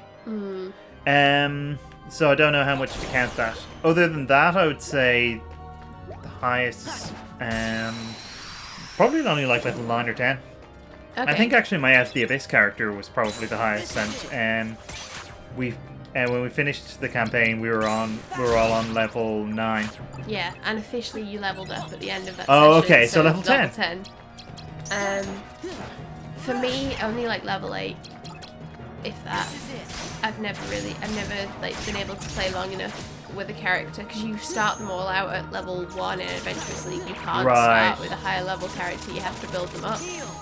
And because most of the D&D I played was Adventurers League, that meant that I just hadn't played any higher. Right, yeah. But you know, I think I like starting at level 1 for things, even though it means you have quite a lot of time where you're like shit and can't really do very much, because I think that it makes you like appreciate and like get more hype for stuff later on when you get good. There's a charm to low level play. I think it feels very different to higher level play. Yeah. Because there are so many more threats in a way. I think I just prefer being like a scrappy garbage gal, at least to begin with, than being like a cool badass. I think it's kind of nice to have the growth. Yeah, for me, a lot of the charm and the appeal of being like a badass is getting to that stage, having gone through being a bit shit. It's all, yeah, as you say, it's about the growth. It's about the journey. Woo. But yeah, so I've never really got that high with my characters. Getting high. That's like a drug. Sorry, I don't even know what I'm talking about anymore. Anyway, so what's your favorite magical item? Again, it's more to do with like the levels at which I've PM'd. I haven't really used magical items that much. Okay. But there are a few that I like from like just general D&D knowledge and from having played. Okay. What's the name of the fortress? Oh my god, I can't remember. It's something beginning with it's someone's I. name. Like something instant fortress. But Ivan. I feel like it begins with a D. Oh, somehow. maybe. Oh yeah, it does, because you were looking through the. But I can't remember. But the instant fortress. It is very fun. But apart from that, I mean, just in terms of like general D&D knowledge, I am always a fan of the Deck of Many Things. Just for the sheer chaos potential. I mean, that kind of has taken away one of the ones I was gonna say. But if it's what one I would want to have, which is not that's not the question, but I'm kind of interpreting it slightly that way. It's a way to answer this. I'd quite like to have the like rucksack bag of holding. Oh yeah. Haver's handy haversack or something. Something like that, yeah. I would like that, just because a lot of space, and I have a lot of shit. And so I like the idea of just having a place where I can chuck it until I need it. That would be like the best thing. That would be amazing. Just like, I mean, that's kind of the fortress as well though, isn't it? Yeah, but on an even bigger scale. God, I love the fortress. But then you have to put the whole fortress up whenever you want something. Yeah, although I think it only takes like a round to deploy, so it's like 6 seconds. I just mean it's not the most like subtle thing, is it? I mean, no, but you like... can't really reach in and grab something in class. You have to put the whole fortress up, destroy the building. Yeah. You know? It's quite flexed. Well, yeah, that's true. And, you know, it would mean that you wouldn't have to, like, worry about getting, like, an Airbnb or something. But yeah, I like the Deck of Many Things. Yeah. I've been in a campaign where we had the Deck of Many Oh Things. no. And I always wanted to use it, or I wanted to use it, even though my character wouldn't necessarily have wanted to use it. Right, yeah. And we did use it a couple of times, and it was always, like, stressful. We did manage to, like, get the one where it just gives you a free use of wish, though. Oh, yeah. But I'm not sure if that was just the DM being nice to us, but based on the rest of that campaign, it probably wasn't the DM being nice to us. It was a very stressful time. So the next one is, if you had an IRL alignment, what would it be? Chaotic evil, I mean, my answer for this has always been neutral good. Because, like, jokes aside, I like to think I am actually good. But in a neutral way. Yeah. Well, I feel like I almost have some proof for this. Because, so in Shin Megami Tensei 4, bear with me. I wasn't sure what the proof was going to be. It's one of those games that has like a morality system. But the morality system is based around law or chaos. Okay. And the way it works is like various decisions you make throughout the game sort of affect your alignment, which affects what ending you will get. Okay. Now, the way it works is like it kind of numbers them. So like, you know, law is sort of 0 to 99, and then minus 99 to 0 is chaos. And to get the neutral ending, it's actually really difficult because you have to get between minus 10 and 10. Now, I got the neutral ending without trying at all, without even knowing this was an option. On the first and actually only time I ever played the game. Okay. Just kind of making decisions based on like, oh, well, this is what I think makes sense in this moment. Okay. So, that's my, like, proof of how I am neutral. Also, I think neutral good is the alignment that I would like to be as well, because it's the one that I think it feels... And I think that is a big part of what your alignment would be as well, is what you feel is right. That I like the idea of not being sort of hidebound to rules, but also, like, not being sort of chaotic for the sake of being chaotic, which is sometimes what chaotic good seems like. You don't want to be an edgelord, no? No, on no account do I want to be an Edgelord edgelord. alignment, chaotic neutral. Well, yeah. I forgot to say this when we were talking about first characters. My first character I had down as chaotic neutral, actually. Ah. And then radically shifted what all the alignments to my subsequent characters were going to be based on how other people I sort of played chaotic neutral. Yeah. Because I think people tend to play chaotic as more like just doing completely random shit than I would necessarily think of it as being, although I think it's fair enough to play it like that. But people just play chaotic neutral as an excuse to be like, yeah, I want to kill this NPC. Okay, I want to seduce this NPC. Okay, this one I'm just going to ignore them. I mean, quite a lot of the time what people think of as chaotic neutral is in fact chaotic evil. By, like, most reasonable standards. I don't know. I might nip to the loo and keep it in suspense. You can predict what you think I'm going to say my alignment is. Always chaotic evil. No. I'll come back with an answer. You have to go and think about it.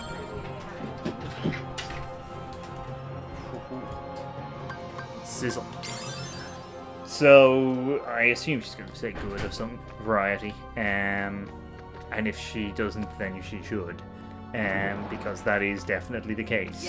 I suspect she's most likely to go for either neutral or chaotic as well. Or, sorry, neutral as well, or chaotic. Because I think I would put her as neutral good, certainly. I think we kind of share that sort of ethical standpoint, I guess. Like, if we think of, certainly in terms of like our kind of ethical standpoints and like political views and stuff like that. I'll be very surprised if she doesn't say that. And in fact, I will outright disagree if she doesn't. So that's got to be spicy. Well, I should probably beef up my deck. Since I've just gotten the ability to do so. After this fight, I will probably not remember, honestly, but I'll try. No, absolutely don't want to hold here.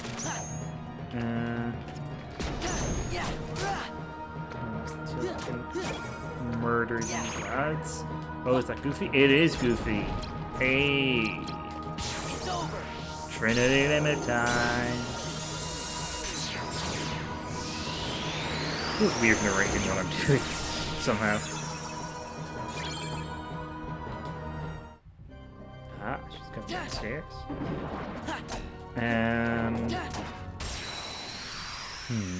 I can't remember. I have looked through the D&D tag questions, but I can't actually remember most of the later ones. I feel like we've done most of the ones that I remember. But I did read them like a couple of weeks ago, and I haven't really thought much about them since, because I deliberately didn't want to. I wanted to come to them fairly fresh. So we'll see. I think we might be about halfway through. This is it. Back off.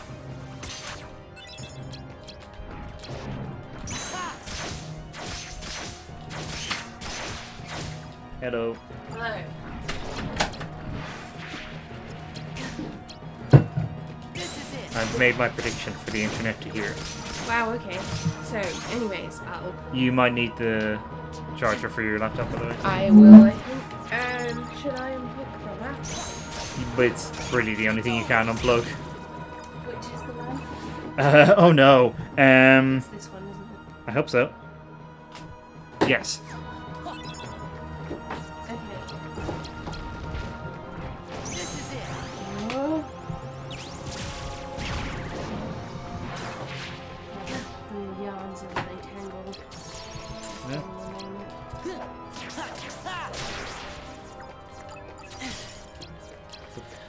Uh-huh. Take this.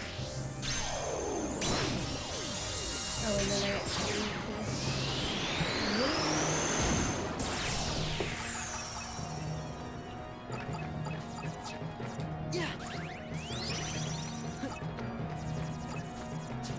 Okay, it's charging. We're all set. We're good. Good. We're slightly in darkness, but Eh. it's just the It's- price we pay. Yeah, I mean, being in darkness feels thematically appropriate anyway. Oh yeah, like the hearts and shit. Okay, so alignments. Yes. So I don't think I'm lawful because I think lawful would mean that like even if you weren't obeying the current laws of the land, you'd have a feeling of like, oh, if only the laws were just laws so that I could obey them. But like I think if I'm making a moral decision, I'm just not really factoring like the law Yeah. into it. Like I might for some decisions, like if I was like that weren't moral ones, but if it's like doing the right thing, then I just probably wouldn't think about the law. I think I'm probably good, not neutral. I try and be good, so that probably means that I'm good because it's about intent, isn't it, as well as like how you act. And I don't know if I am chaotic enough to be chaotic, basically. Like I feel like I have some slight chaotic energies, but not in like a moral way, just in like a chaos way. So I think I'm probably neutral good, which I imagine is what you predicted for me. It is exactly what I predicted. Yeah. I just feel like it's interesting actually because in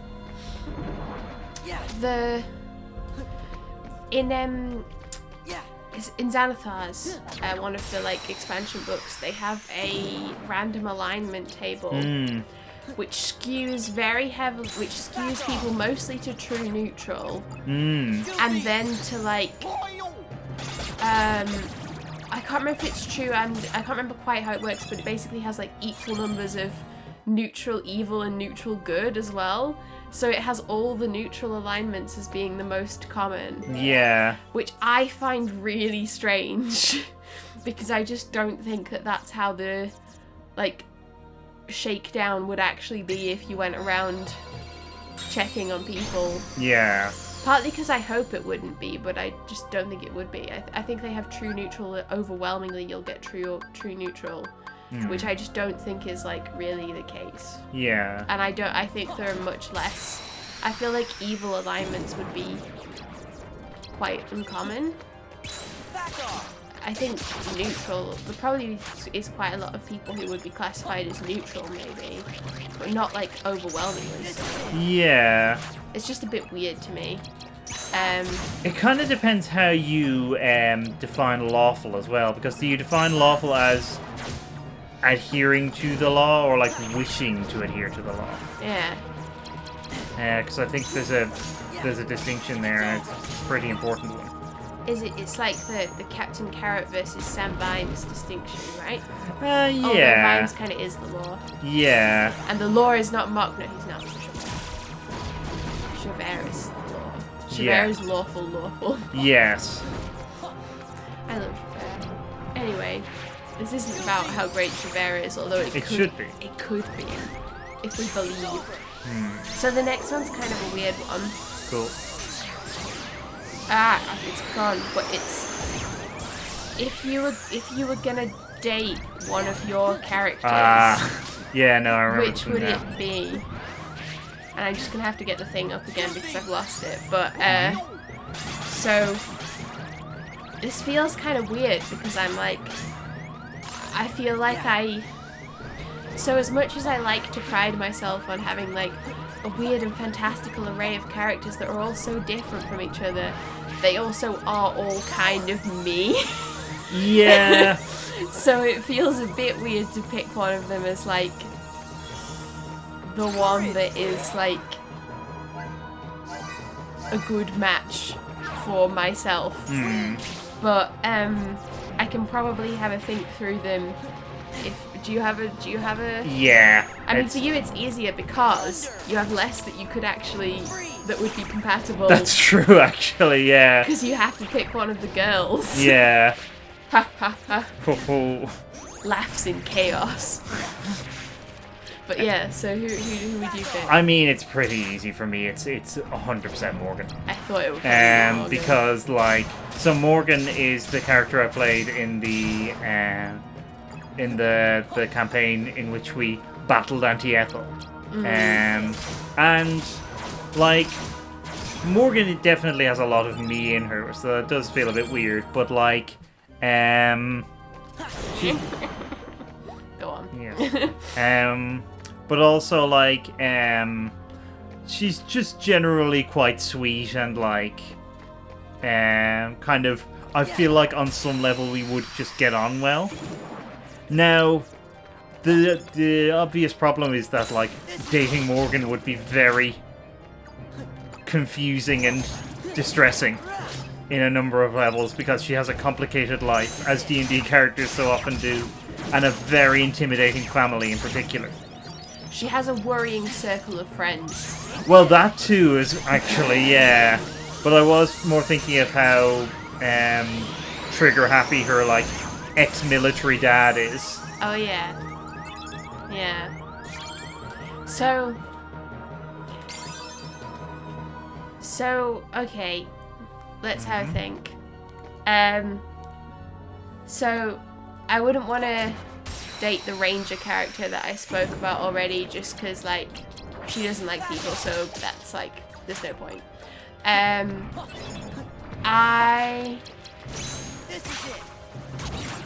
I mean, Sariel the Drow cleric would be stressful, and I understand this on a practical level. She also already has a girlfriend, so yeah. Even though I already have a partner as well, and this there is that, hypothetical, yeah.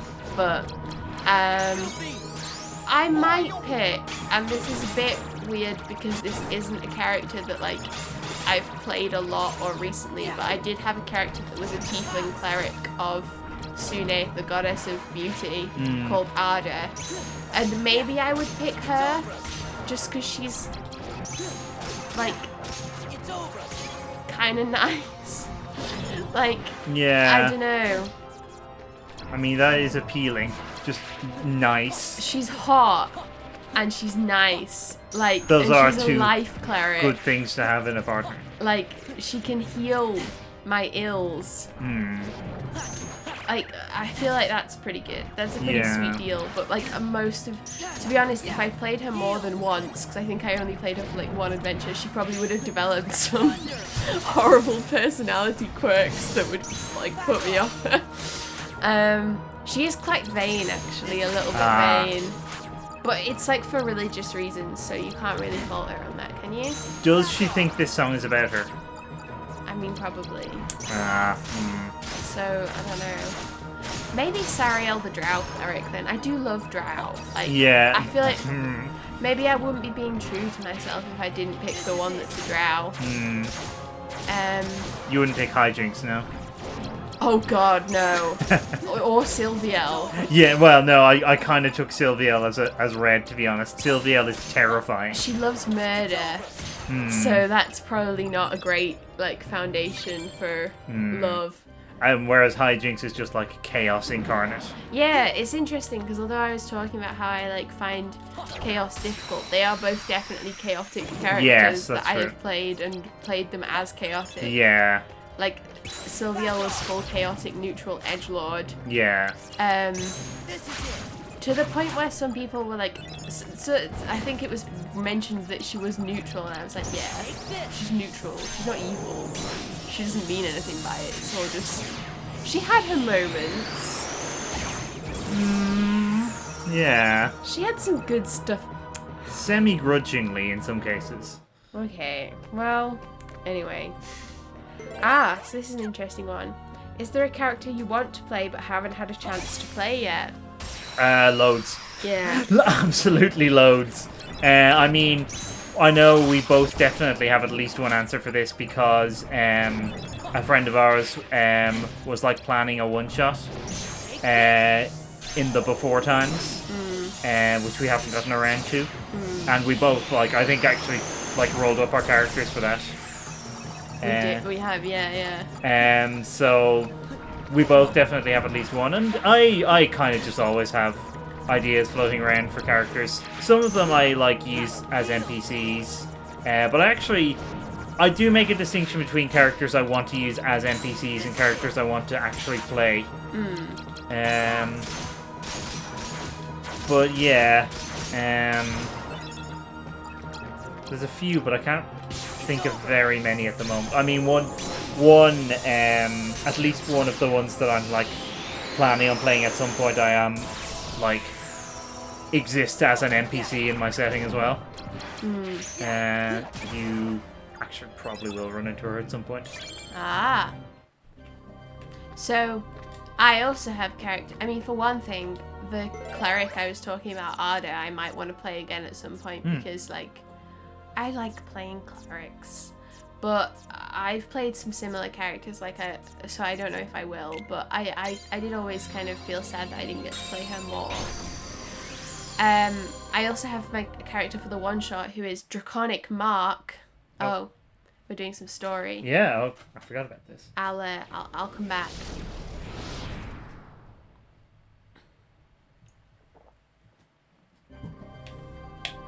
Oh. Okay. So, he's a dragonborn draconic sorcerer, Draconic Mark, with the personality of, is it Korg? Korg, yeah. From Thor Ragnarok. So that's the vibe. And Yeah. and that would be the first male character, D&D character that I would ever have had. Yeah, I was thinking that because when you were saying that, I kind of had it easier because I only had like female characters to choose from.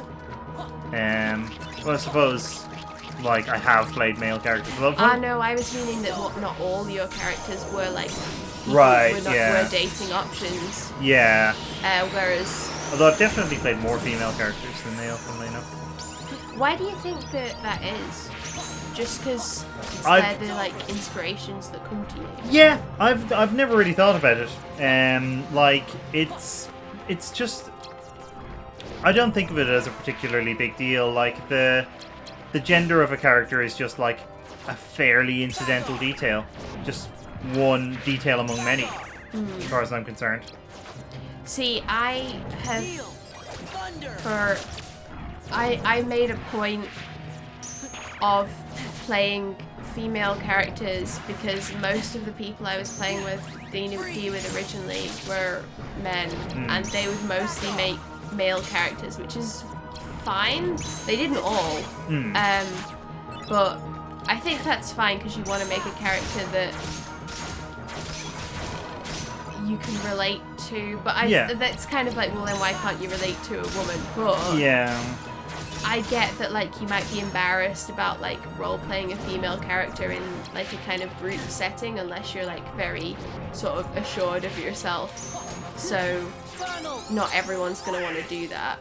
Not every man is going to want to do that. Yeah. However, so that meant that I kind of felt like the balance of adventurers in the world would be skewed so heavily male if I also played a man, because sometimes I'd be the only girl and the only like female character therefore at the table, and it's a bit weird because it's supposed to be, it's in theory I think Faerun is supposed to be an environment that's like a gender equal society, apart from the Drow.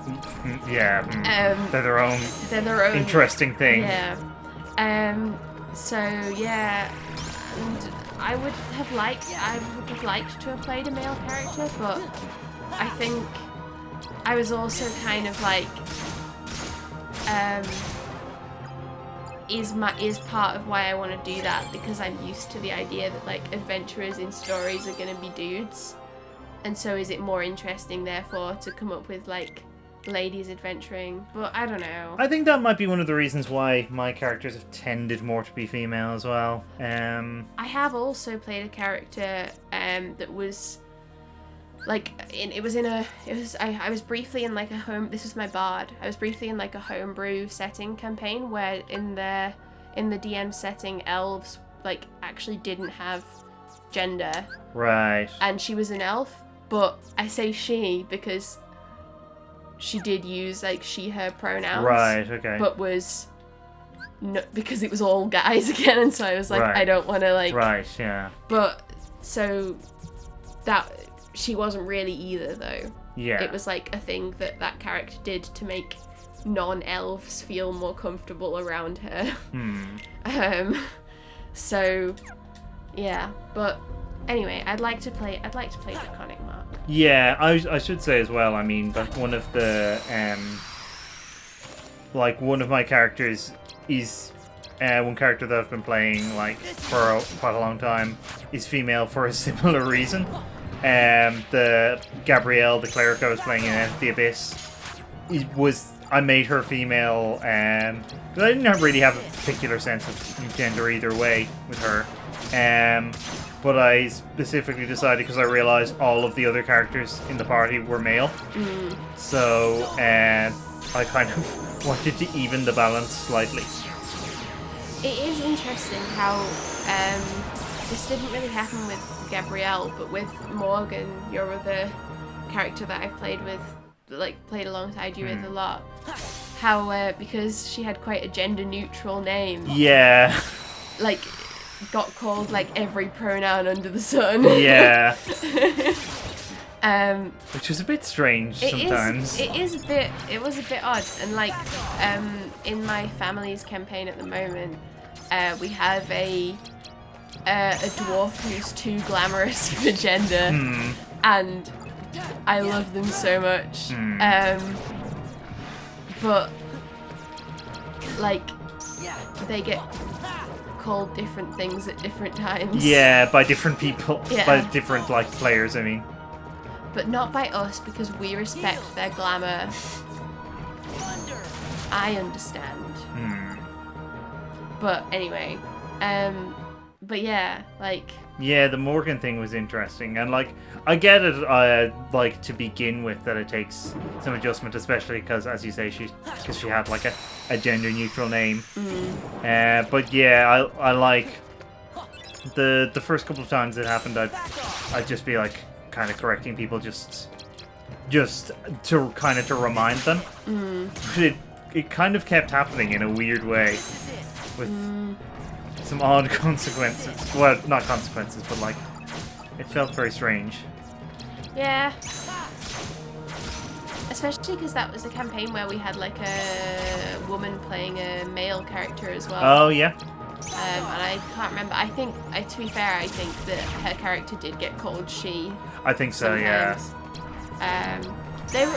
He was also a lizard folk, which is a good time. Yeah, that's another of the chaotic druids we were kind of discussing earlier. Oh, miss them. Yeah. But yeah, so then the next question is, are you a dice goblin or a dice minimalist? I'm definitely a minimalist. I just almost aggressively do not care about dice. Like, the one thing I do is I sometimes will color code them to specific characters. So, like, I would always use sort of green and purple dice for Morgan. Because her thing was that she was like a draconic ancestry sorcerer. Descended from a black dragon, so I would use green for like acid, that kind of thing. And Gabrielle, I sometimes use white dice, although my white dice are very hard to read. So I've kind of gone back and forth on that, but that's about as much as I do. I have some dice, and they serve me well enough, and yeah, I don't know. I have friends who are like very into very pretty looking dice, and I can appreciate on some level that they do look cool, but it's just not something that appeals to me at all. So this is interesting because my immediate response after you said dice minimalist was I was like, but you have loads of dice. So is being a dice goblin? It's more like you collect a lot of dice, whereas I have basically one. I bought a few years ago like 5 sets of dice in one, and I have never bought any more dice since, and probably I won't say never will, but like certainly haven't felt the need to ever since. So I don't really know which one I am. Ow. Yeah, that looked painful. Certainly but I did end up buying like quite a few sets of dice when I was when I was going to the game shop a lot. So I guess I'm a dice goblin. I don't think you are. I don't think you're really either. Because like you don't have any really fancy dice. How dare no. My dice are delightful. Well, no, I don't, and I wouldn't spend like loads of money on dice either. Yeah, see, I think that's kind of the. I'm also not superstitious about dice. Yeah, like, I'm not. Not hardly at all. Like, I used to get frustrated by people doing it in, like, people who would, like, say that their dice weren't like one dice in particular wasn't rolling well or something, because I'd be like, but that's not how it works. But like now I'm a bit more like, well, it doesn't really matter. Like, you were weird getting annoyed about it. Like, people are just saying it as a joke mostly. Yeah. But yeah, I have, although I do have some D20s with slightly sharper edges that I am convinced roll better. Like, not as in higher, but just have like more of smoothly. Yeah. No, I think that's fair enough. That's kind of a different thing. So we're on the last question now. Oh, really? Yeah. Huh. Oh, the last one on, there's like 15 questions. Yeah. Okay. What rule or mechanic have you never quite wrapped your brain around? There's a few. Wild shape is one that immediately comes to mind. For all that I was saying, like, oh, it's cool when you get used to it. I have not gotten used to it. So the truth comes. I do always have to remind myself how Ranger Animal Companions work, because it's quite unintuitive. And like, especially because you kind of have to homebrew it a little bit to make it work. So I always have to remind myself what exactly I'm allowing. Those are a couple of big ones. There are some spells that I like always forget.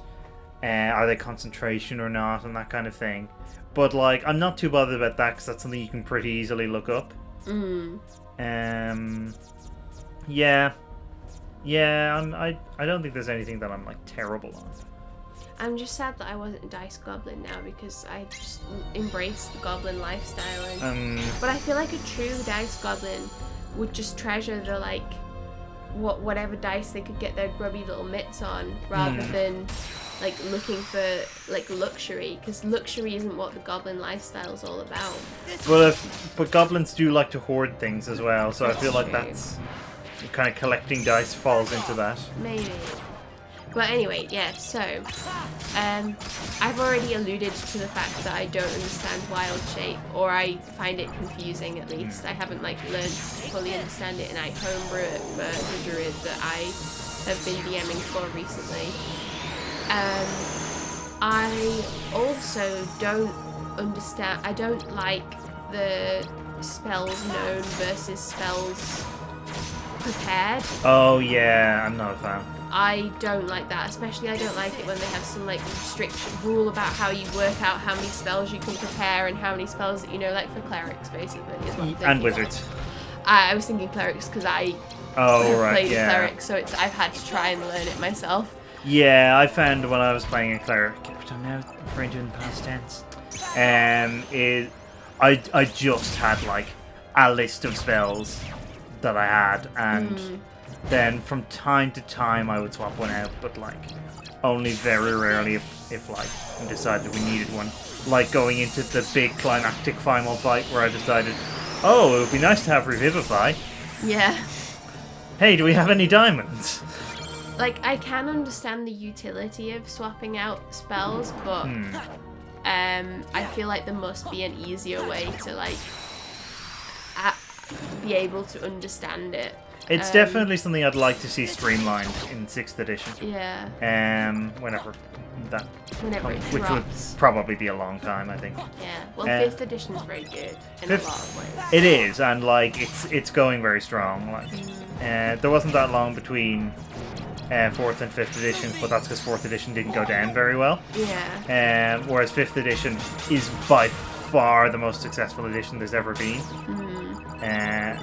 So yeah, I think it's with us for a long time to come. One of the questions in like the D&D survey is like, do you think that D&D's popularity is on the rise, going down, or like at a level? Yeah. And I feel like D&D at the moment surely has like the most popularity that it's likely to get. Like, yeah, probably. I mean, there's always new people trying it, but not everybody's gonna like want to stick with it, I guess. Yeah, and like when you think of how enormous the rise has been in the last like 5 years, probably, how many more people have like even realized that it is something they might like to try. Yeah. Yeah. It's one of the many things that like that I've been proven right about to my uncle, who never believes me, but I have my finger on the pulse. So he's not watching this, but if he is, then like told you so about everything ever. But yeah, it was not that long ago that people would be like, oh, what is that? Oh, it's like a board game. What? But I think now people have a bit more understanding of what it is, and particularly like people our age are like quite likely to be interested in trying it, I think. Yeah. I would say more likely than my instinct is at least, than they would have been like even 3 or 4 years ago. Yeah. I mean, I started playing in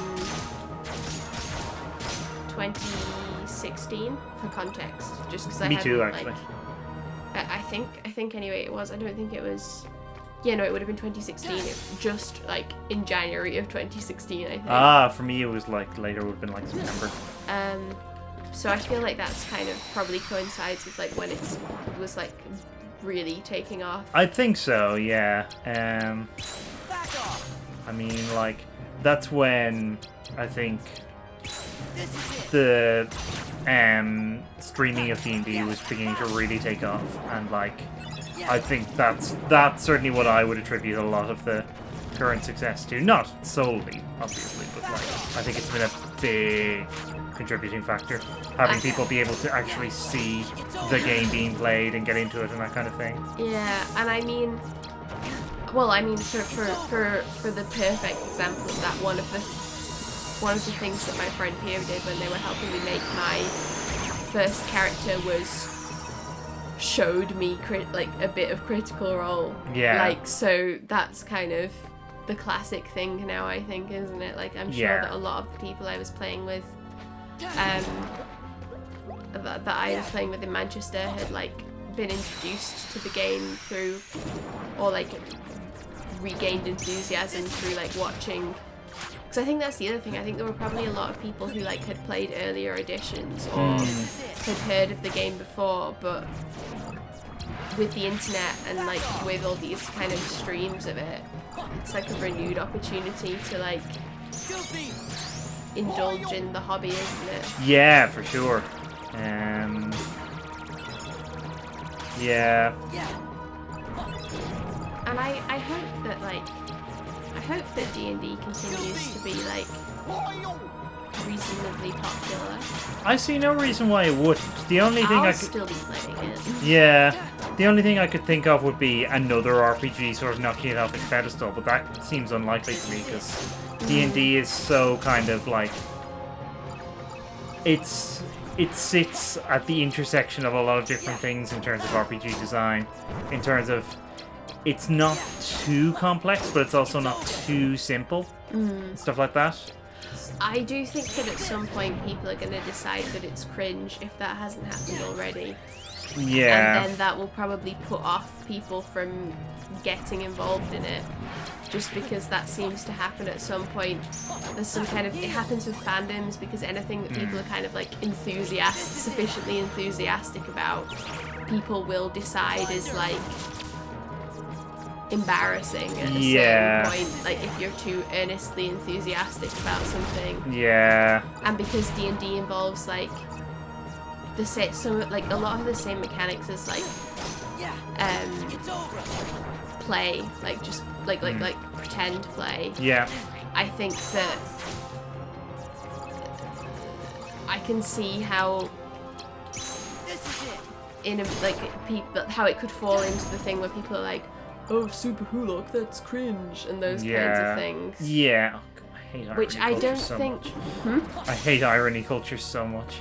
Yeah, I mean, I don't think that it will be nice, and I won't support it when people decide that because D&D is fun, but, like, that's part of, like, what nerd culture kind of is. It's, like, enjoying shit. Well, exactly, and that's why I don't think that's going to be... Even if that does happen, I don't think it'll be too much of a problem, really, for D&D, because I think people who are really into it are going to be really into it anyway. Like, that's, as you say, that's kind of what defines nerd culture. It's what defines fandom, really. Yeah. I just mean that it might get down to being more like a hardcore group of fans rather than, like, the, like, openness that we have at the moment. But I hope that doesn't happen. It would be really nice if it didn't. I just have seen enough of, like, the coming and going of people enjoying stuff. Yeah. To, like, anticipate that it might happen at some point in the future, but, you know, you just gotta live your life. I mean, that's partly, like, I don't like the whole cringe thing. It's partly why I talk about, like, shipping and fanfiction more at the moment, because I'm like, well, if people don't talk about it, then it, like, seems like it's an embarrassing, stupid thing to be interested in when it's actually, like, fine. Yeah. Like, being in fandom is fine. Like, doing, like, fan-related activities is good and fine. And, like, I don't know. I just, I guess, like, it always seems to be either the extreme of, like, we won't talk about anything, any negative fandom experiences, or, like, say, D&D experiences, of which I have some. it's either like we won't talk or just pretend it doesn't exist, or it's like, oh, that's embarrassing and bad and you should silly thing to be doing in the first place. So I feel like there's room for like a middle ground where you look at the thing that you like critically, but you still like it. Yeah, that's how I try to be with like everything I like. Really. That's how I am with the drow.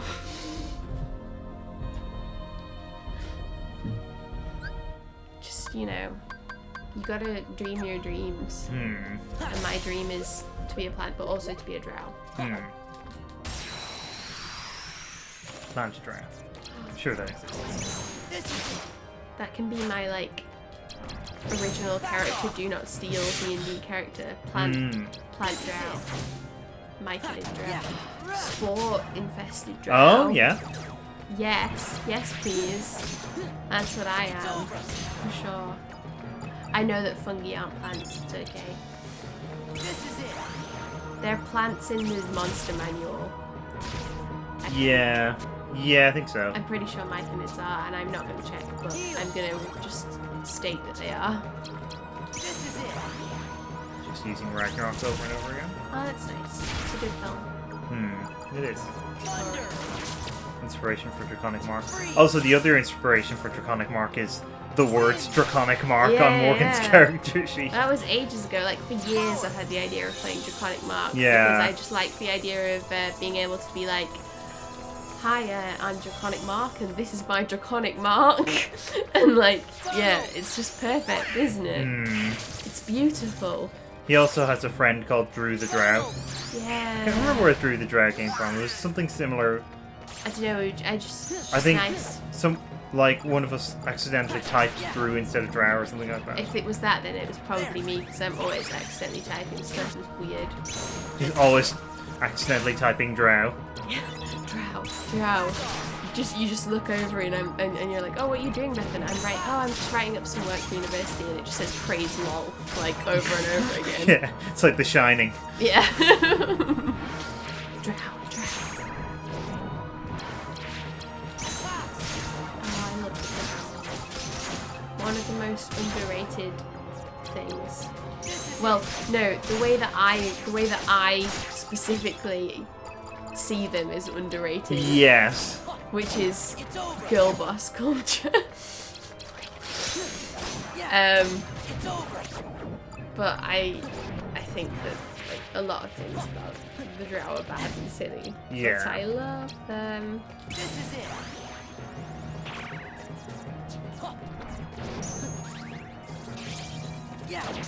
Like, part of the reason why I made Sariel was because I encountered the drow as like enemies in Out of the Abyss, and I was like, wow, I love these. Can I be one? How do I access this? and then I was like, all right, yeah, we're doing this, because as soon as you know that it's possible, like, wow, Drow. wow, drow. Thank you, love. Yeah. Ooh, I just noticed it's getting kind of late. We should probably be wrapping this up very soon. I should have mentioned, but I figured we had like a little while left. Yeah. I mean, we can kind of finish up whenever, so I can just plop down a save point. I guess just whenever you next get a chance, probably, because we did start like a few minutes early, maybe. And we did have technical difficulties. We did, yeah. But then also we need to go and watch WandaVision. So well, yes. It's all about like perspective, isn't it? God, I love WandaVision. There's only like 2 more episodes, I think. No. Oh, there's tonight's and then there's 2 more. Can we like rewatch it at some point? Sure. Like straight after it finishes. I think it would be really interesting to rewatch. Yeah. Also, somebody's got to write like WandaVision fanfiction, and it might have to be me, because it turns out all of the like stories about Wanda and Vision are just them as like the awkward side couple to like Captain America and Iron Man or something. Which is never a ship that I understood. No. I understood it after the first Avengers film, I think. Because there's a lot of like you know, manly standoffs. Alright.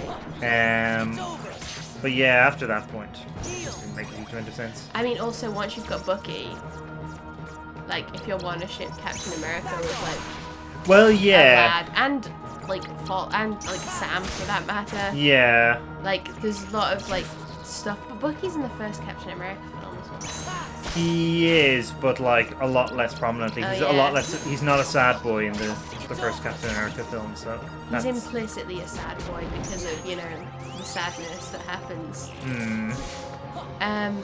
But yeah, I don't like Iron Man as well. That's my whole,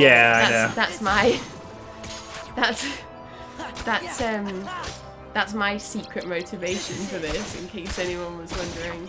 Like, I don't care for him at all. Well, a little bit. I care for him a little bit, but not a lot. A little bit is more than I would have thought. Yeah, I'm regretting saying a little bit now, to be honest, because I'm thinking about it now. Maybe I don't.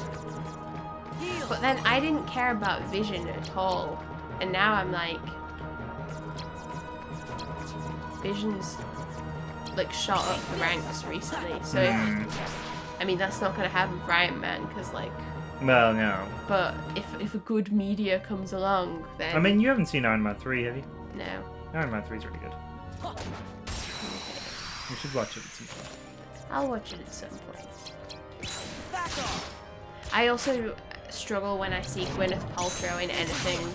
Yeah, I understand that. Because, like, it's not her. Like, she's playing a character, but also I'm just like, goop, goop, goop, shit, shit, no, no.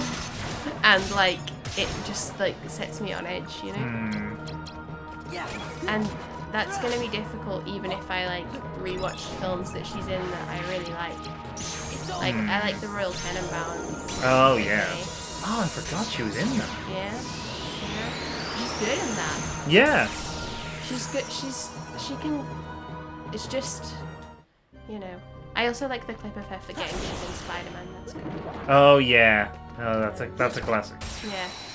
But you know, it's difficult because I can't fully like separate the fact that I think that she's peddling dangerous nonsense in her private life from her in her non-acting life, I should say. Yeah.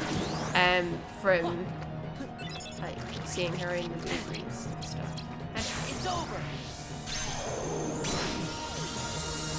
I like that lad though. Is he in the Iron Man films? The lad who's sweet on Spider-Man's auntie. Oh, he is, yeah. Okay, you know, I like that guy. Happy. Yeah. Also, I need to watch Doctor Strange. Oh yeah. Doctor Strange is good. It's Benedict Wong, isn't it? He is. And apparently there's some other guy called Benedict as well.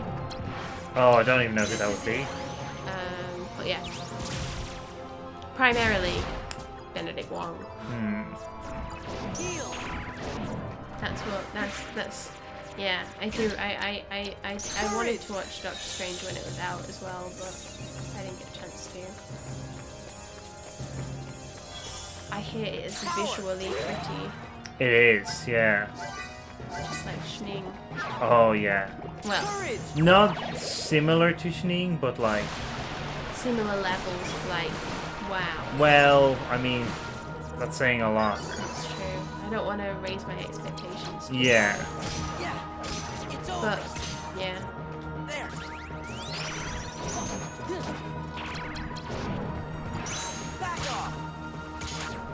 Certainly, it's impressive in the same sense that, like, seeing Shning is always impressive. Oh, yeah.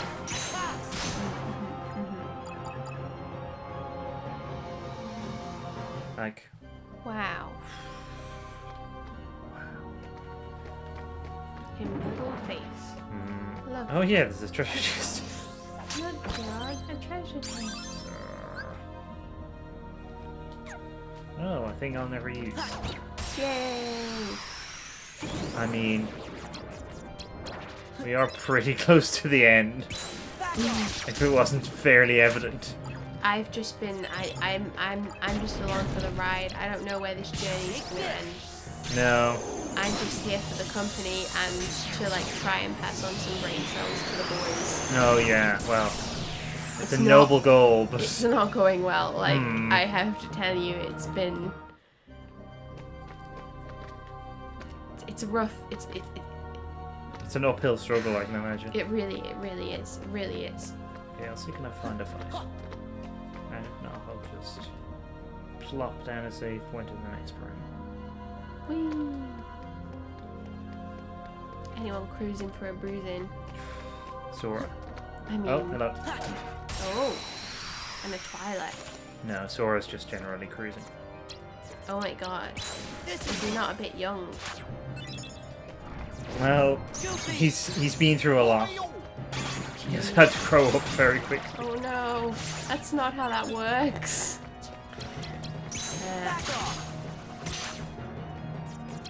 He probably just doesn't know what it means. Yeah. He just thinks he's going for a nice cruise. Which in a sense he is. To be fair, he has been on a ship a couple of times. Yeah. This is it.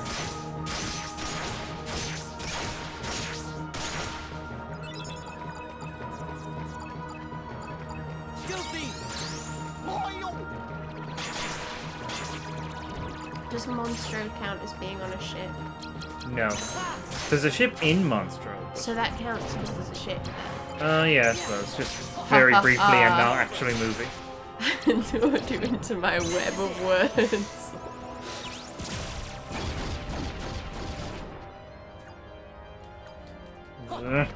That was alarming. I love those guys like just bouncing on their backs. It looked. The first time I saw it, I thought the game was like glitched, but that's just how they move. I love it. It's so silly. Every time I'm just like, what are they doing? I love it.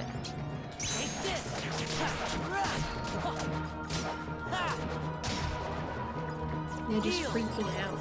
Thunder. Freeze. That's all.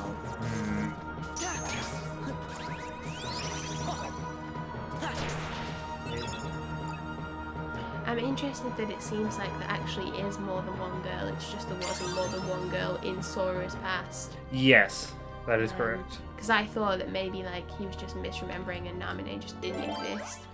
Yeah, well, yeah. It's like, I think it's interesting because it's like, this is the thing I was going to say earlier, but decided not to.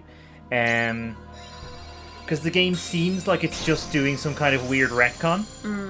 Which I think is quite cool because it's quite effective. Because it just seems like that's the kind of weird thing that might just happen. But then no, the true retcon was in Sora's mind. See, I feel like a bit, at least a little bit smart for like kind of seeing ahead of the game. Ahead of the game. You're ahead of the curve. Got my head in the game. I'm glad.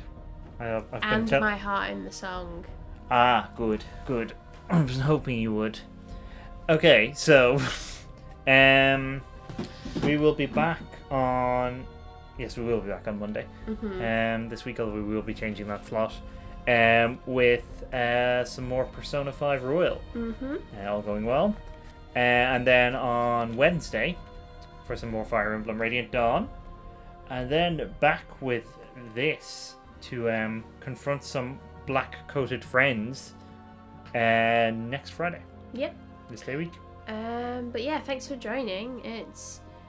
There's been some interesting plot stuff this time. Yeah. And we might do some more of the like tag things. I think that worked quite well. Not necessarily at these streams, but just like whenever. Luckily, Tumblr had about 1 billion of them back in the day, so we shan't be short of questions to answer. Yeah, I think the D&D one worked well, so It we could even find some more of those potentially. But yeah, so hopefully we'll see you soon, and yeah, bye for now, I guess. Bye. Bye.